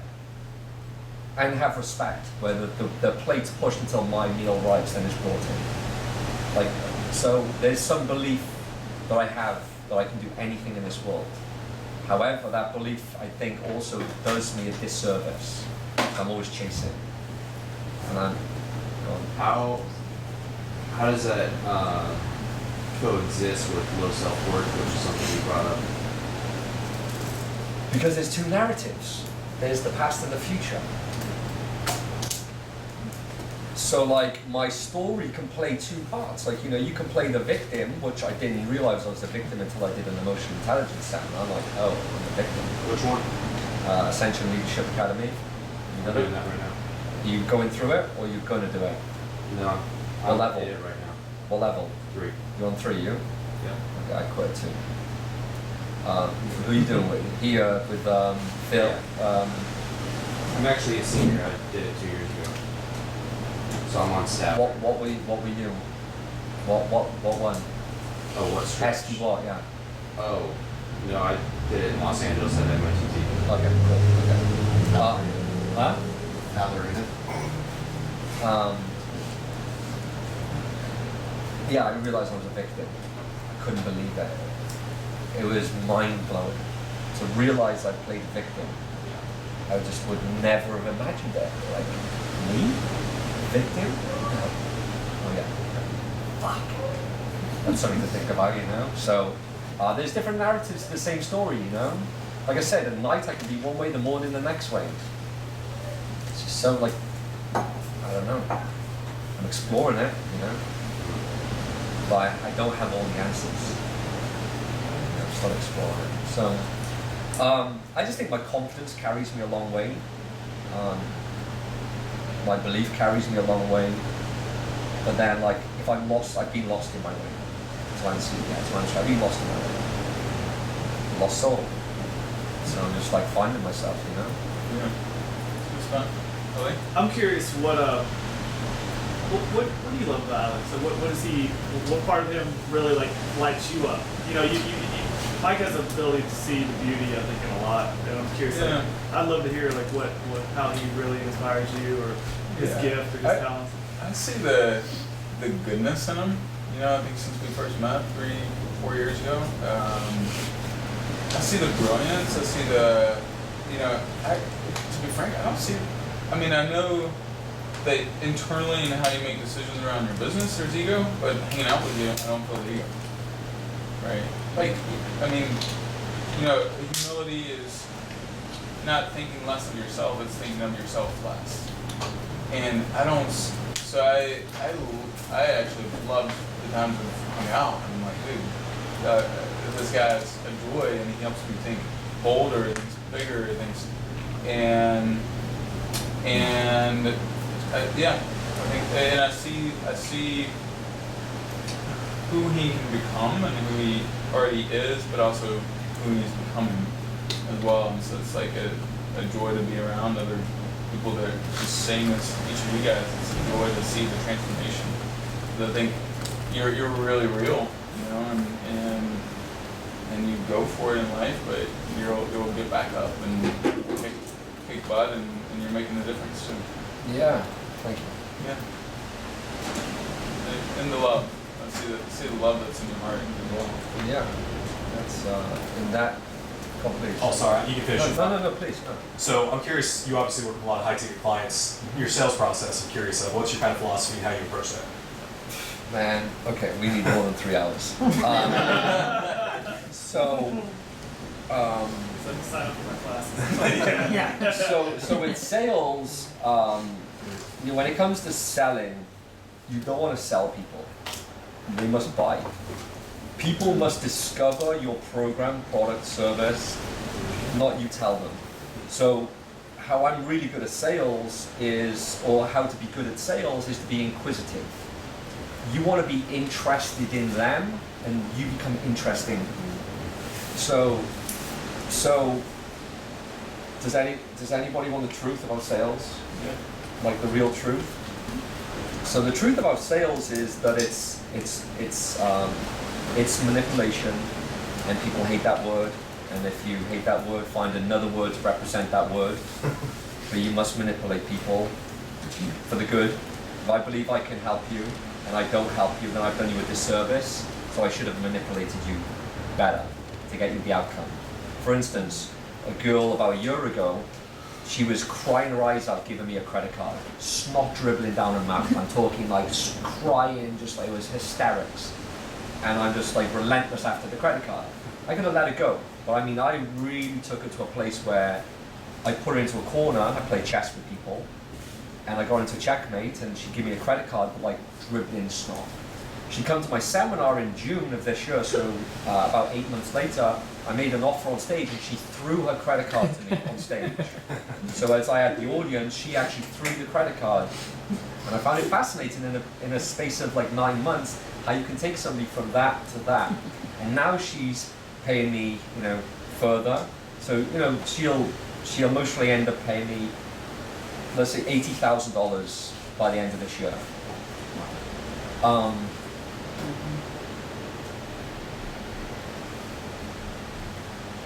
Why does she keep paying me? Because I've served her good, served her well. But if I didn't close her down, then she would still be in that situation. So I take that very serious, that it's my job to sell them, but to get them to buy. So I'm not going to be a salesman, I'm going to get them into a place where they understand and they start asking questions. Now, when they start asking questions, you don't lean in, you lean out. So if somebody asks you, how much is your program? The response is only one, a lot, more than you would like to pay. That's good. I like that one. Why is your program better than the others? It's not. I think you should go and work with them. That's what you say? Okay. And then what do you Well, say? but I've already, but by the way, I've already okay, so I play judo with people. So I trip people up a lot. So I put a lot of traps out for people in sales. So if, at that point, if somebody asks me that question, then I'm going to be able to come back to one of my traps. So the easiest way to come back to a trap without them even knowing that you've got a trap laid for them would be, so it sounds like, what I think is best for you is you go and work with them, because it depends how they frame the question, okay? But let's just say, they're asking about the competition. I say, well, look, I think it's best for you to go and work with them. So before we end the call here, which I'm about to do now, can I ask you a quick question? Why are you on the phone with me? And they don't even see it coming. All I've done is disarm them. I've let them know that the phone's about to go down. So and I'm like, okay, so look, let me just get off the topic. I'm not going to sell you anything here, okay? There's nothing for sale, so let's just, let's wrap this up here. But before we end the call, can I ask you a quick question? Why did you reach out to us today? And then I'm just going to go straight, they're going to answer it, I'm going to take them down, I'm going to keep going again. And I'm still selling them, but I've just disarmed them that they don't know the sales process is still going on. The easiest way to get somebody disarmed from thinking they're on a sales call is to end the sales call as soon as possible and have a conversation. And if I do it now, you say, I'm not here to sell you here, this is what. Oh no, you can't buy anything from me. I'm not going to sell you anything. No, you're going to fight like crazy to buy from me. No. How much is it, Alex? It doesn't matter, it's too much. you're not going to want to spend what I charge today. They're like, but tell me how much it is. Listen, look, to fix what you've got is a big problem. It's going to cost a lot. let me put this straight. So I just got back into sales because I'm basically rebuilding a whole sales process in my company. And I sold the guy the other day for $25,000 on the phone. My first call that I had in over a year. And I'm on the phone with him, and all I'm doing is, so I'm finding pain. That's the only thing you've got to find on the phone with anybody. If you're doing sales, you must find pain and nothing else. If you're not going after the pain, you're a pussy. And I have to keep checking myself, Alex, you've been a pussy here. Because here's how the sales cycle goes. Here's how a sales call goes. You build rapport at the beginning of the call, and you want to keep them in rapport the whole time of the call. Rapport is a bond. We're going to say, hey, where are you from? San Diego. Amazing, I'm in San Diego. Where are you from? I'm from New York. Oh my God, I could look forward to going to New York one day. Just building rapport, basic, simple stuff. After rapport, you want to set the frame of the call. What's about to happen on this call? So they understand what's about to happen. We're going to explore things. So I would do it like this. So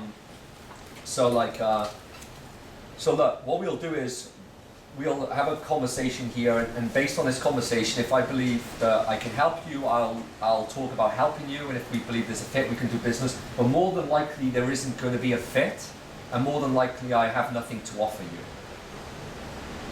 Okay, I'm always going to be doing takeaway.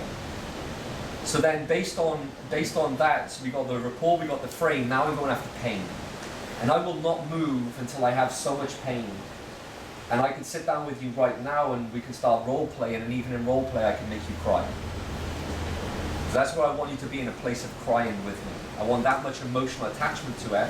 Then I want to be taken away, and I want you asking me, so what can you do for me? I said, I don't know, man, there's a big problem here. Like, this is a lot of work. Sounds like it's terrible. I mean, what do you want me to do? I don't know.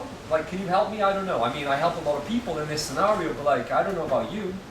I mean, you tell me, like, what can you do of this situation right now? That's funny. It's great, isn't it? Yeah. And so a lot of takeaways. You always got to lean out. You never want to lean in. So you don't want to start selling them. You want them asking you what they have. And if they start asking, like, any guarantees, I'm like, man, you just asked the wrong question. So, what was the question? Something that's, when people ask guarantees on a call, you might be able to use this, is I'll say, well, I guarantee if you do nothing, you're going to continue to experience the exact same results. Yeah, you know, it's true, but it's just so, you know, it's so true, but it's just such a logical response, right? Right. So it's almost like you want to throw it at them. It's like, you want me to guarantee your success? Oh, we're done here. Okay, my program's off the table, my friend. Like, what do you mean? Oh, no, you're looking for me to change your life? Oh my gosh, you got this all wrong. No wonder you've been a failure for so long. Dude, you just, oh my god, I don't want to do business with you. Let's end the call in a moment because you want me to guarantee your success? Okay, I remember the last guy who did that, we wasted our time for the rest of the call.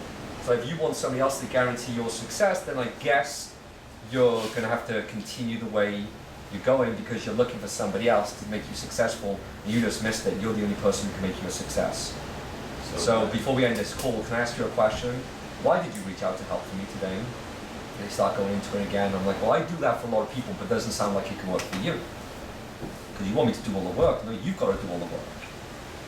And it sounds like you don't want to do the work. You want me to guarantee your success? I mean, you're going to have to, there's no money that can buy that. You're dead in the water, buddy, and I can go back through all of the pains, and there you are, you're sitting, basically I want you to sit in so much shit on the phone, that you're like, I want to make the shit, like, so the point is this, you find somebody who's, you get them in pain, and then you take them so deep in that pain, I want to get pain, I want to throw all the pain over them, so they're neck deep in shit and they're crying, and I say it sounds terrible, and I've got to go because I've got stuff to do. Oh, wow. So what you're doing is you're getting him in pain, then you're Injecting. Actually, and let's be clear, he's actually creating awareness of the pain that they're in. oh sure. Oh my gosh, Because absolutely. they're in But pain. then you're finding a limiting belief that's holding them back and saying, okay, we're not going to be a good fit, and then so why are we on the call? Like, why did you book this Yeah, call? why you? Because it drops all their defense. Yeah. That's Well, I want to drop the defense that they think I'm selling them. I'm out of here, buddy. I'm going to have fun. You're fucked. But you're setting that precedent from the beginning, like, hey, I'm not here to sell you anything, like, let's just be clear. Yeah. More than likely, this won't work for you. That's going to drive them crazy. What do you mean it won't work for me? Well, tell me, why do you think this will work for you? Now they're selling themselves to me. I don't want to sell you, you've got to sell me. You've got to come up with the idea that this is good. So if somebody says to me, hey man, all I have is a traffic problem and all I can do is help them with traffic, I'm not going to say I can help you with traffic, I'm going to say how bad is it? Like I'm going to ask, so how much traffic have you been getting? How long has this been going on for? Why is it that way? Sounds terrible, tell me more. Why, like how does this affect you elsewhere? I'm building a lot of information around that and I'm like, oh my god, it sounds really bad. If you could just fix the traffic, do you think everything would be good? Is there anything else? Because there's another thing. You want to sell people. So Dan Sullivan did this to me before and I realized, oh, that's smart. He sold me on what's called the self-managed company. So I bought his program called the self-managed company, and when I got into the program, he goes, now I sold you on a self-managed company, now let me show you all of this other stuff that I'm going to teach you. But he didn't sell me on all that other stuff, he sold me on the one concept. So David Sandler talks about this process which is called, don't put a seagull in somebody else's painting. If they don't see it, don't tell them it's there. So you don't want to try and sell them on stuff that they don't want just yet. You find out where their pain is, you leverage that pain and you just sell them based on that pain. So the other day I got a guy, and this is the cool thing about price and stuff, I got a guy on the phone and I'm finding out, I'm like, oh my gosh, it sounds terrible. He's like, I know. I'm like, oof, big problems, big problems. I'm like, I don't know, man, it sounds difficult, bro. I'm like, oof. Oof. I mean, how you wake up in the morning, I mean, like I said, I was saying to him, like, I remember when I was in your situation, I was waking up with fear, dread, because I'm being vulnerable. So I'm leading. I'm asking the question, now I'm telling my situation. Oh man, I used to wake up feeling the fear, dread, uncertainty. I hated life. What about you? Now he starts sharing all of this. I'm like, is that how you wake up now? Yes. How long has this been going on for? 3 years. Tell me more about it. Okay, I'm getting all of this stuff. And then I'm just like, bro, it sounds bad. Sounds like you're in a real situation. I don't know if I can help you here. Now the guy's like feeling like, fuck, like he's clinging on to me to help him. So I said to the guy, I'm like, so out of curiosity, how much do you think it's going to cost for somebody like me to come in and clean up all this mess? He goes, about $20,000. I was about to sell him a $12,000 program. I'm like, buddy, you're way off the mark. I'm way more expensive than that. So he burst out laughing. And the reason he burst out laughing was he liked my confidence. I was playing my role, he was playing his role. He laughed that I said it was going to be more.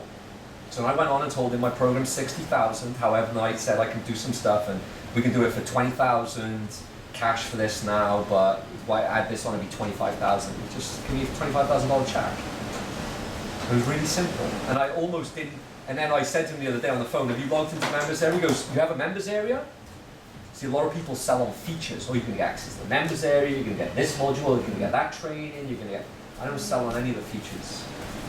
I just sell on the emotional attachment. The emotion. So we got some gems out of that. Patrick? What program? So I want to basically, like, I don't know if I'm going to do it, but I want to set up a class called like Closers Club, right? So it'd be like Closers Club where you come on, you bring like we can role play and stuff. And I'm like, it'd be $1,000 a week, and if you can't make more than $1,000 in a week, get the fuck out. You know what I'm saying? It's like, so basically, like it would, you know. So I love this stuff. Is the answer. That's why I'm smiling. Do you have that in any of your programs, like where you just go through some of the scripting and stuff like that? I mean, yeah. You know, we have it, but you know. But it's really expensive. It probably doesn't help any of us. Well trained. Way more than you want to pay today. Yeah, I have like masterminds in San Diego. Yeah. It's great stuff, man. Yeah. Patty? I was just going to ask you about, you started on the phone, so what is there a pre-qualification aspect to get somebody there? Yeah, so this is where my business is in trouble right now. Okay. Because we had a certain business model that was good to a certain extent. So like, say I want to make 100, 200,000 a month, I can run this business model, but trying to get past that, the business model wasn't sustainable. So we had to change the marketing. But when we changed the marketing, obviously the cause and effect I was speaking about earlier, that the sales process didn't hold out anymore. So we had to go from a 1-call close to a 2-call close. Now a 2-call close doesn't, you know, I thought it puts me on the phone. No, there's a real setup here. So we're literally in this world, like, yeah, it's very, every day I'm learning right now with that. So you're relying on a one-on-one close? I was. I mean, I'll pick up the phone with you right now and closing you. Like, that's the deal. Based on, like, you know, if you want the outcome, you truly want the outcome. Have you tried a live webinar close? With what, mass people? To what? Like live webinar to what? With 100 people? And to what, sell on the webinar? It's very difficult. What, like 10,000, 20,000? It's difficult. To application. For a higher ticket. But You just drive to, oh my god, I just run, you know, so many webinars, but to application, not to sale. Yeah. And then take the application to the phone and sell it to the phone. Do you have lower ticket items? Huh? Do you have lower ticket course items as well? I mean, I used to launch a new information product every 2 weeks, so I'd get 1,000 customers a week. I'd have 1,000 sales a week of new customers coming into my business every single week. Take those customers, sell them high ticket. That was the suspect, prospect, customer, and then move them to clients. So I take the customers, and now I move to a model where I now remove the customer. I've got suspect, prospect, Facebook advertising to webinar, to application to phone. And we can close them, but it's a very difficult close. I mean, you have to be a good closer. It's like, you know, it's very finite, you know. And that's kind of where I messed up, was we built the sales team for like 10 people, and 7 of 8 of them couldn't do the job, and everything started falling apart, and my business just started collapsing, and it was a very stressful situation. So what I'm looking at doing now, I was with Billy Jean the other day, and he was like, I want to get all my people into this $500 lifetime program. I'm like, what do you mean, a $500 lifetime? It's like, well, imagine I sold them an 8-week program, then they come in the program, and then they leave, then they were part of the gene pool. They were part of my program. Now imagine I give them lifetime access to my program. Now every week they show up, now every week I can sell them more shit. And I was like, okay. So what I'm looking at doing now, I've got Billy with my inner circle on Monday, giving us, like, basically I'm going to brainstorm him in front of my clients, is I'm going to launch a $500 program, maybe launch it at $10 to start though, get an influx of customers, get it going, then put it up to $500. Run all my advertising spend to the $500 program, have that as a self-liquidating offer, so all my ad spend is into that. Huh?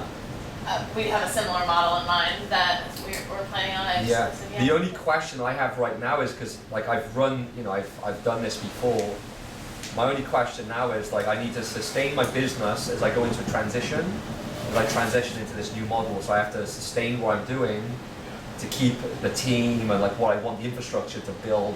So yeah, just a self-liquidating offer and then sell those customers, because even if somebody gives you $1, there's such a different prospect. Well, they're a customer now. Yeah, the tripwire. Yeah, and it really it does mean a lot, you know, to have that in place. So, yes, that's where we're moving. Yeah, back there. So it maybe going to a lower ticket, like you are at the 500, and then being able to scale something lower ticket where there's less resistance. Well, there's less resistance. There's no manpower needed. I can sell. My problem right now is that my whole business, all my marketing goes to people. We get the leads, but those leads have to be handed to a person before they're converted. It's just like, it's fine to a certain level.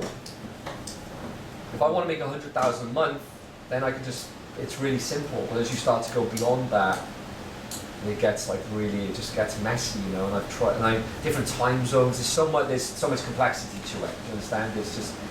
It's a beast. No lead is equal. You're asking me about how I get my leads. I can talk all about like leads and stuff. But all I know is, if I could remove all my advertising spend and put it into a customer pool, and then show up to those customers every week, and have those see me as the authority, the expert. You know, they're paying. See, this is a great thing about it. So what I'm going to do is I'm going to have a program where whatever the product is, but you get access to a live stream with me every week. And on that live stream every week, I get to spit knowledge like this. Surely, if people are paying me to like be in my presence, they would be like, wow. So I'm buying attention, and I can put those into clients. My only question now is, what's the latency of that, taking a customer to a client? Just as I'm transitioning. If I was just starting up the business again, like I was telling my buddy how to build a business yesterday, whole different scenario. For him, I'm like, you lucky little son of a bitch. But me, I've got a different beast right now. And I don't want to get rid of the beast based on my own. Well, there's also ethics. You know, there's like a team who helped me build certain things. I don't want to just remove them. I'll be like, okay, you've served your purpose now, go. I kind of like, I want this team to come with me. Yeah. So it's more, yeah. So it's more like I have to now like put a sacrifice up for the team. Like how far am I willing to go for them? I have to like, you know, have to be observant to that as well. Yeah. Preston? What you're describing there, sounds like a really, really rough problem. I don't know if I can help you with it. I just don't know. I like that. So, what about the closer club thing that you're talking about? Like Yes. going through all the different lines and specific things you could do with the closers. Would one of the reasons for developing that be to use it as a farm club for your salesman people? Because you said, oh no? No. How come? Okay. I just haven't thought of that process, no. You know, could I do that? Which is a good, you know, it's a good thing. I think sales is a really difficult job. I think it is, and I don't think it's for most people. From what I've witnessed, you know, if you can, so if you're all into sales, if I can give you a gift, focus on the pain, agitate the pain, you go after the pain. And you've got to go after the pain. You've got to ask the questions that you're not wanting to ask. There's questions that you're like, oh, you have to ask the questions. And you have to explore. So basically, I'm told the sales is like a psychologist doing a Broadway show. You have to get into their mind, but you have to be a great actor. So I had a guy the other day on the phone with me, and he's telling me how all his family are telling him he's a failure and all of this stuff. And I said, do you have a girlfriend or a wife to support you? He said, no, she left me a year ago. So I just said, he just burst out crying. I didn't need to. but I just did that for him to like sit with him. You know what I'm saying? So you got to act a bit. Not most people aren't willing to do that. They don't want to take it there. You have to, because you have to get them emotionally engaged, or they're not going to buy. Yeah. Good stuff. So is sales the biggest challenge in your business right now, the bottleneck? Like if you're not wanting to be on the phone yourself is what it sounds like? Yes. More of a sales process though. We have a sales process breakdown in a minute. And as we've been passing these applications across, they've been getting infected. And there's a process that it's a very finite process. Like if somebody asks, I have a sales process breakdown. We're working on building that sales process, and I've got consulting from somebody who's done this, 7-figure a month level. But I think that because we're trying to sell suspects and prospects only, it's very difficult to sell a suspect or a prospect for a 5-figure amount on the first phone call, or now we're doing a 2-call close. But if we have customers, a customer pool, and I'm just spitting fire like this, and I'm like, sales is not an issue. Any other questions before we wrap up? Yeah, so I was just going to talk, we've been talking about high ticket items. We sell a $5 probiotic drink. So gut health, people are dealing with things as nominal as indigestion, bloating, or, leaky gut or physical pain, in terms of that digestive system. We've led more with, this has worked for other people. And so we have a lot of rich testimonials. But we haven't gone as serious as, as the pain, pain. So I guess, is that because of the high ticket nature and having the breakthrough in the emotional, or is that your viewpoint just throughout? With anything, I think the lower price point, so when I used to sell $5 products, I would sell like a flea market. I would just stack so much. Like I said, the lower the ticket, the more I'm stacking. When somebody pays me $5, my offer list is about that long. When somebody pays me, say, $5,000 a month, my offer list is like this. What do you mean by offer list? I'm going to stack the offer. The value stack? Yeah, the value stack. It's just going to be this big, long list of stuff that they get, and I'm going to break it out like a flea market, just lots of stuff. So, it's like the product characteristics? Or well, features and benefits. Features and benefits. Yeah, and then benefits of benefits if you want to get into copy, which I explained to you about that. If you're selling, I don't know your audience here, but there's the feature list, and there's the benefits of that feature list. And then there's the benefits of those benefits. So what I would do if all of your businesses, if you want an exercise to take away and work on, would be, what are all of the features of my product or service? Live coaching each week, for instance. Well, what's the benefit of live coaching? So the benefit of my live coaching is you get to speak with me, I can fix your problems. Let's just say that's one of them. So every feature of your program or your product, every feature you can list as many features as possible. Every feature, you want to look for 5 benefits for each feature. So if I do live coaching, or I do live group coaching, well, what's a benefit of that? Well, one benefit is you get to speak with me, the quote-unquote guru, every week to answer your problems. You also get to listen to the questions of others, the questions where I answer them, you may not have even thought of them. You get the camaraderie of the group. You get other people to support you. You have a support network. So I'm saying these are all benefits of live group calls. Now once you have the feature, you have a list of features. Each feature should have 5 benefits to each feature. I'm trying to find 5 benefits each. And then when you get that, you want to find 5 sub-benefits. You want to find 5 benefits of each benefit. Then once you have that, then you want to read that feature, then you want to say, so what? You want to imagine your prospect sitting opposite you saying, so what? And as you answer the so what, you're going to be writing in benefit-driven language. That becomes the copy you'd use in all your sales print. That's the conversation. That's everything they'll want to hear. You would never speak about your features. You just speak in that benefit-driven language. Could you give us a simple example? I mean, scripture, I get it, but group coaching class once a week, okay?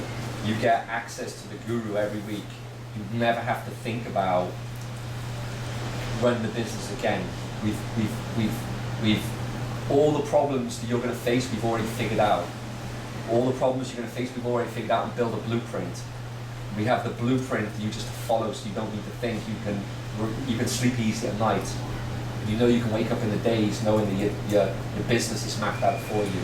You know that there's the support network there to catch you when you're going to fall.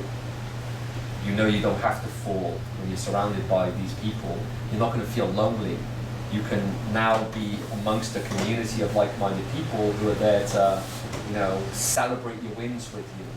So now you're no longer sitting in your room on your own trying to build your business. So what? So what? So you can enjoy running the business and feel fulfilled about what you're doing. So what? So what? So you can feel fulfilled. So you can be in a positive mood. So people sense this positive mood about you. So you're more attractive. So more people want to do business with you. Good. Yeah, that's really. A few moments to just acknowledge Alex. Any big takeaways? What are some things that have shifted you guys? I had planned on going 90 minutes and we went a little over 2 hours. So thank you so much, Alex. Thank you. But let's give him a few huge takeaways, shifts, ahas that you guys have had that so you can have some feedback.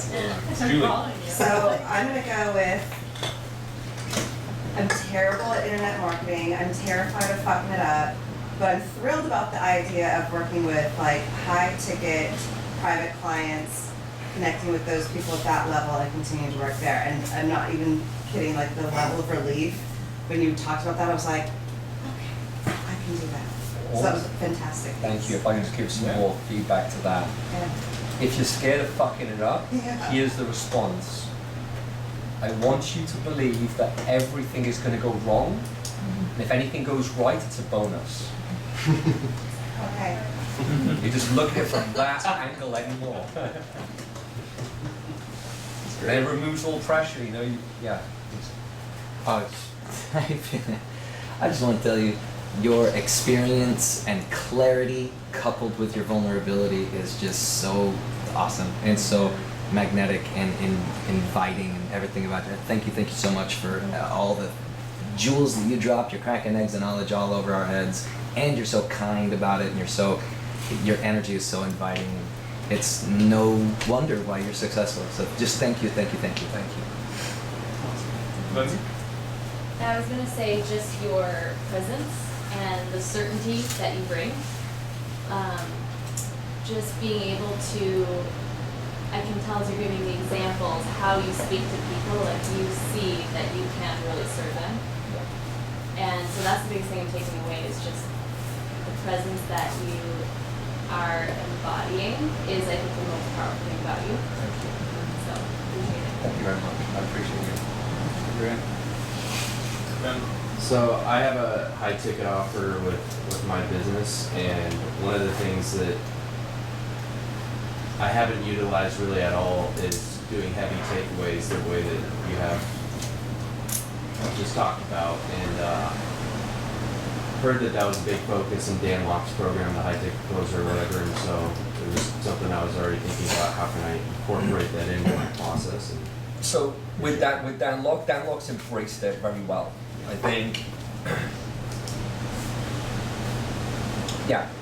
he's just embraced the best study in the world, and he uses it, and he's just using that confidence, and his confidence has carried him, but he is not the creator of any of the things that he's saying. oh, sure. Zero. But he's stemmed it from the best, and now he brings it, and it's good for them, Where do you learn it? Many people, but like Sandler would be, David Sandler would be that. But once you understand how to use that, you can never go without. Thank you. Yeah, thank you. Very easy. Ellie, were you raising your I did. Oh, anyone But, else? It's been a pleasure. Yeah. I'm very original. It's our original gangster right here. It's like in a good way. It's like Yeah, very yeah. authentic and real. You know, it kind of reminds me of Jeremy, which I Yeah. loved from January. It was we were so engaged. You know, Yeah. you know, bringing me to tears. And Yeah. stuff. Yeah. Yeah, you did. You rocked it. Thank you. Patrick, did you have I was something? gonna, sorry, David Sandler? How do you spell it? Sandler, Sandler. David Sandler. Sandler, okay. Are there any books that you would recommend kind of in this Well, from area? Sandler, there's you can't teach a kid how to ride a bike in a seminar room. Okay. Yeah. Any others of that caliber? 'Cause it seems I like mean, you- so study for books. me, so have you ever heard of Agora Publishing? Yeah. So like, so Agora Publishing is like the biggest publishing house. The guy who owns it is the young billionaire in direct response advertising. And his business partner, I moved down to his street like stalking. So I lived 16 doors down from him to stalk him. I found out his rhythms and patterns, and I would be where he was when he was there. If you're gonna learn from the best, you learn from the best, right? I mean, if you're serious about this, I mean, I take my stuff serious, you know. But he was just so here's what he said to me. There was a couple of things, but like one night out, I was asking questions about like, what autoresponder do you use? And all of these things. He's like, you're a dickhead. And I was like, wow. He said, you know, I wrote a headline that made $100 million of a letter. My last letter made me $100 million. You ask me what fucking email autoresponder I use? Why don't you ask me how to write a headline? So I woke up the next morning. It was August the 23rd, 2012, which is my wedding anniversary, and I woke up and I phoned somebody who worked for me. So I quit running the company. You have to figure out you can run the company now. Because I wanted to work on the business, not in the business. And I wanted nothing to do with any of the low-level stuff anymore. So his book, Ready, Fire, Aim, what he talks about in the book is how to go from $0 to $1 million, the first million. The only thing you focus on is sales. You just don't focus on anything else apart from sales. Now you can look at all these other books in this culture. There's so much to it, right? Everybody has their own different paths. But as long as you focus on sales, and if you know that you can help somebody and you're not selling them, then you're being a pussy by not selling them. So you need to grow some balls. And you need to start doing takeaway stuff. Because that gets you attractive, you know? If I'm trying to sell you, Well, yeah, please. we're closing about half the leads that we're getting, Okay. so we're doing well. And so What's the price point? 6,000. That's good. Yeah. That's good. But I mean, I am curious. Would you say that the takeaway stuff, the heavy stuff, is more effective in 5-figure sales, or I mean, is just it anything. I mean, it's like for the 2,000? basic psychology. When you're a kid, you chase a girl, she runs away. You stop giving the girl attention, now you become more attractive. Very basic. I have a 7-year-old son. I chase my 7-year-old, he runs away. I stop, he looks at me, I run, what does he do? He chases me. Same thing. Just trying to be a bit more sophisticated with it in a sales environment. Great. Yeah. You just make me smile. You're just so cool, and I love your energy, and I love that you cuss and you talk about ball sacks. I just love that. But you're also like just yeah. Aside from the hard persona, you say you're like egotistical and all that. You also have a very kindred spirit, very gentle and kind. So I'm just so grateful for all of your knowledge bombs, and you're just amazing. So thank you. Thank you so much. I appreciate it. Yeah. Anything else, guys? Any other last parting words or questions? All right. Alex, I want to acknowledge you too, man, just for just coming and just sharing. And dude, you got a wealth of knowledge, and you every time I hang out with you, dude, you challenge me to another level. And I got a few more books to read now as well. But I think I also probably need to do one of your programs at some point too. Yes, definitely. And hang out and. But yeah, go ahead. Sorry. No, I think even in the prison, I was saying this to the guys who were in prison. I was like, there's a book, Man's Search for Meaning. Yeah. Yeah. And I just think, like, if we just look at it from that, perspective, and again, I started here with perspective, I give you perspective. Have we got perspective today? Yeah. I hope so. Yeah, man's search for meaning, you know, and then from that basis, you know, knowing that we're going to die, if I start there, knowing I'm going to die and I can come from there, that kind of gives me just, you know, okay, what am I doing here? What am I up to? So. How can we find out more about you if we want to sign up for a program, course, whatever, your $10, your $500 programs, or $60,000? Just go to your website. Yeah, I mean, clientsinabundance.com is the website. Cool. And then on Instagram, Alex James Jeffries. Follow me on Instagram. Let's be friends on Instagram anyway. Let's just all stay in touch on that. AlexJames, Alex James Jeffries, Jeffreys. And obviously send me a message on there if you want to get in touch.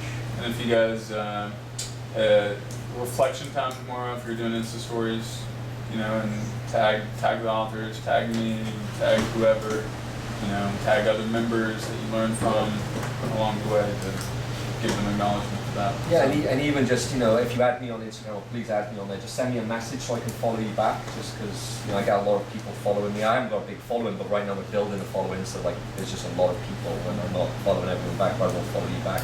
And and then, you know, if you do ask me for business, just know the response is it's going to be a lot. However, we only do business if I know I can help you. Like that's it, you know what I'm saying? And then on that basis, you're in charge of getting the results, not me. yeah. Awesome, guys. Well, let's give Alex a round of applause. Let's end the way we began, and then we will take three. Here's what I want us to do. After we do this, though, guys, I don't want you guys split in, use the restroom, start to talk. I want you guys sit down and make decisions on 3 to 4 things that you just learned. Oh, Like we just had a lot of, yeah. Can I just do one thing though? Yeah. Let's forget the 3 to 4 things, one thing. One thing. Because we're trying to simplify here. So if we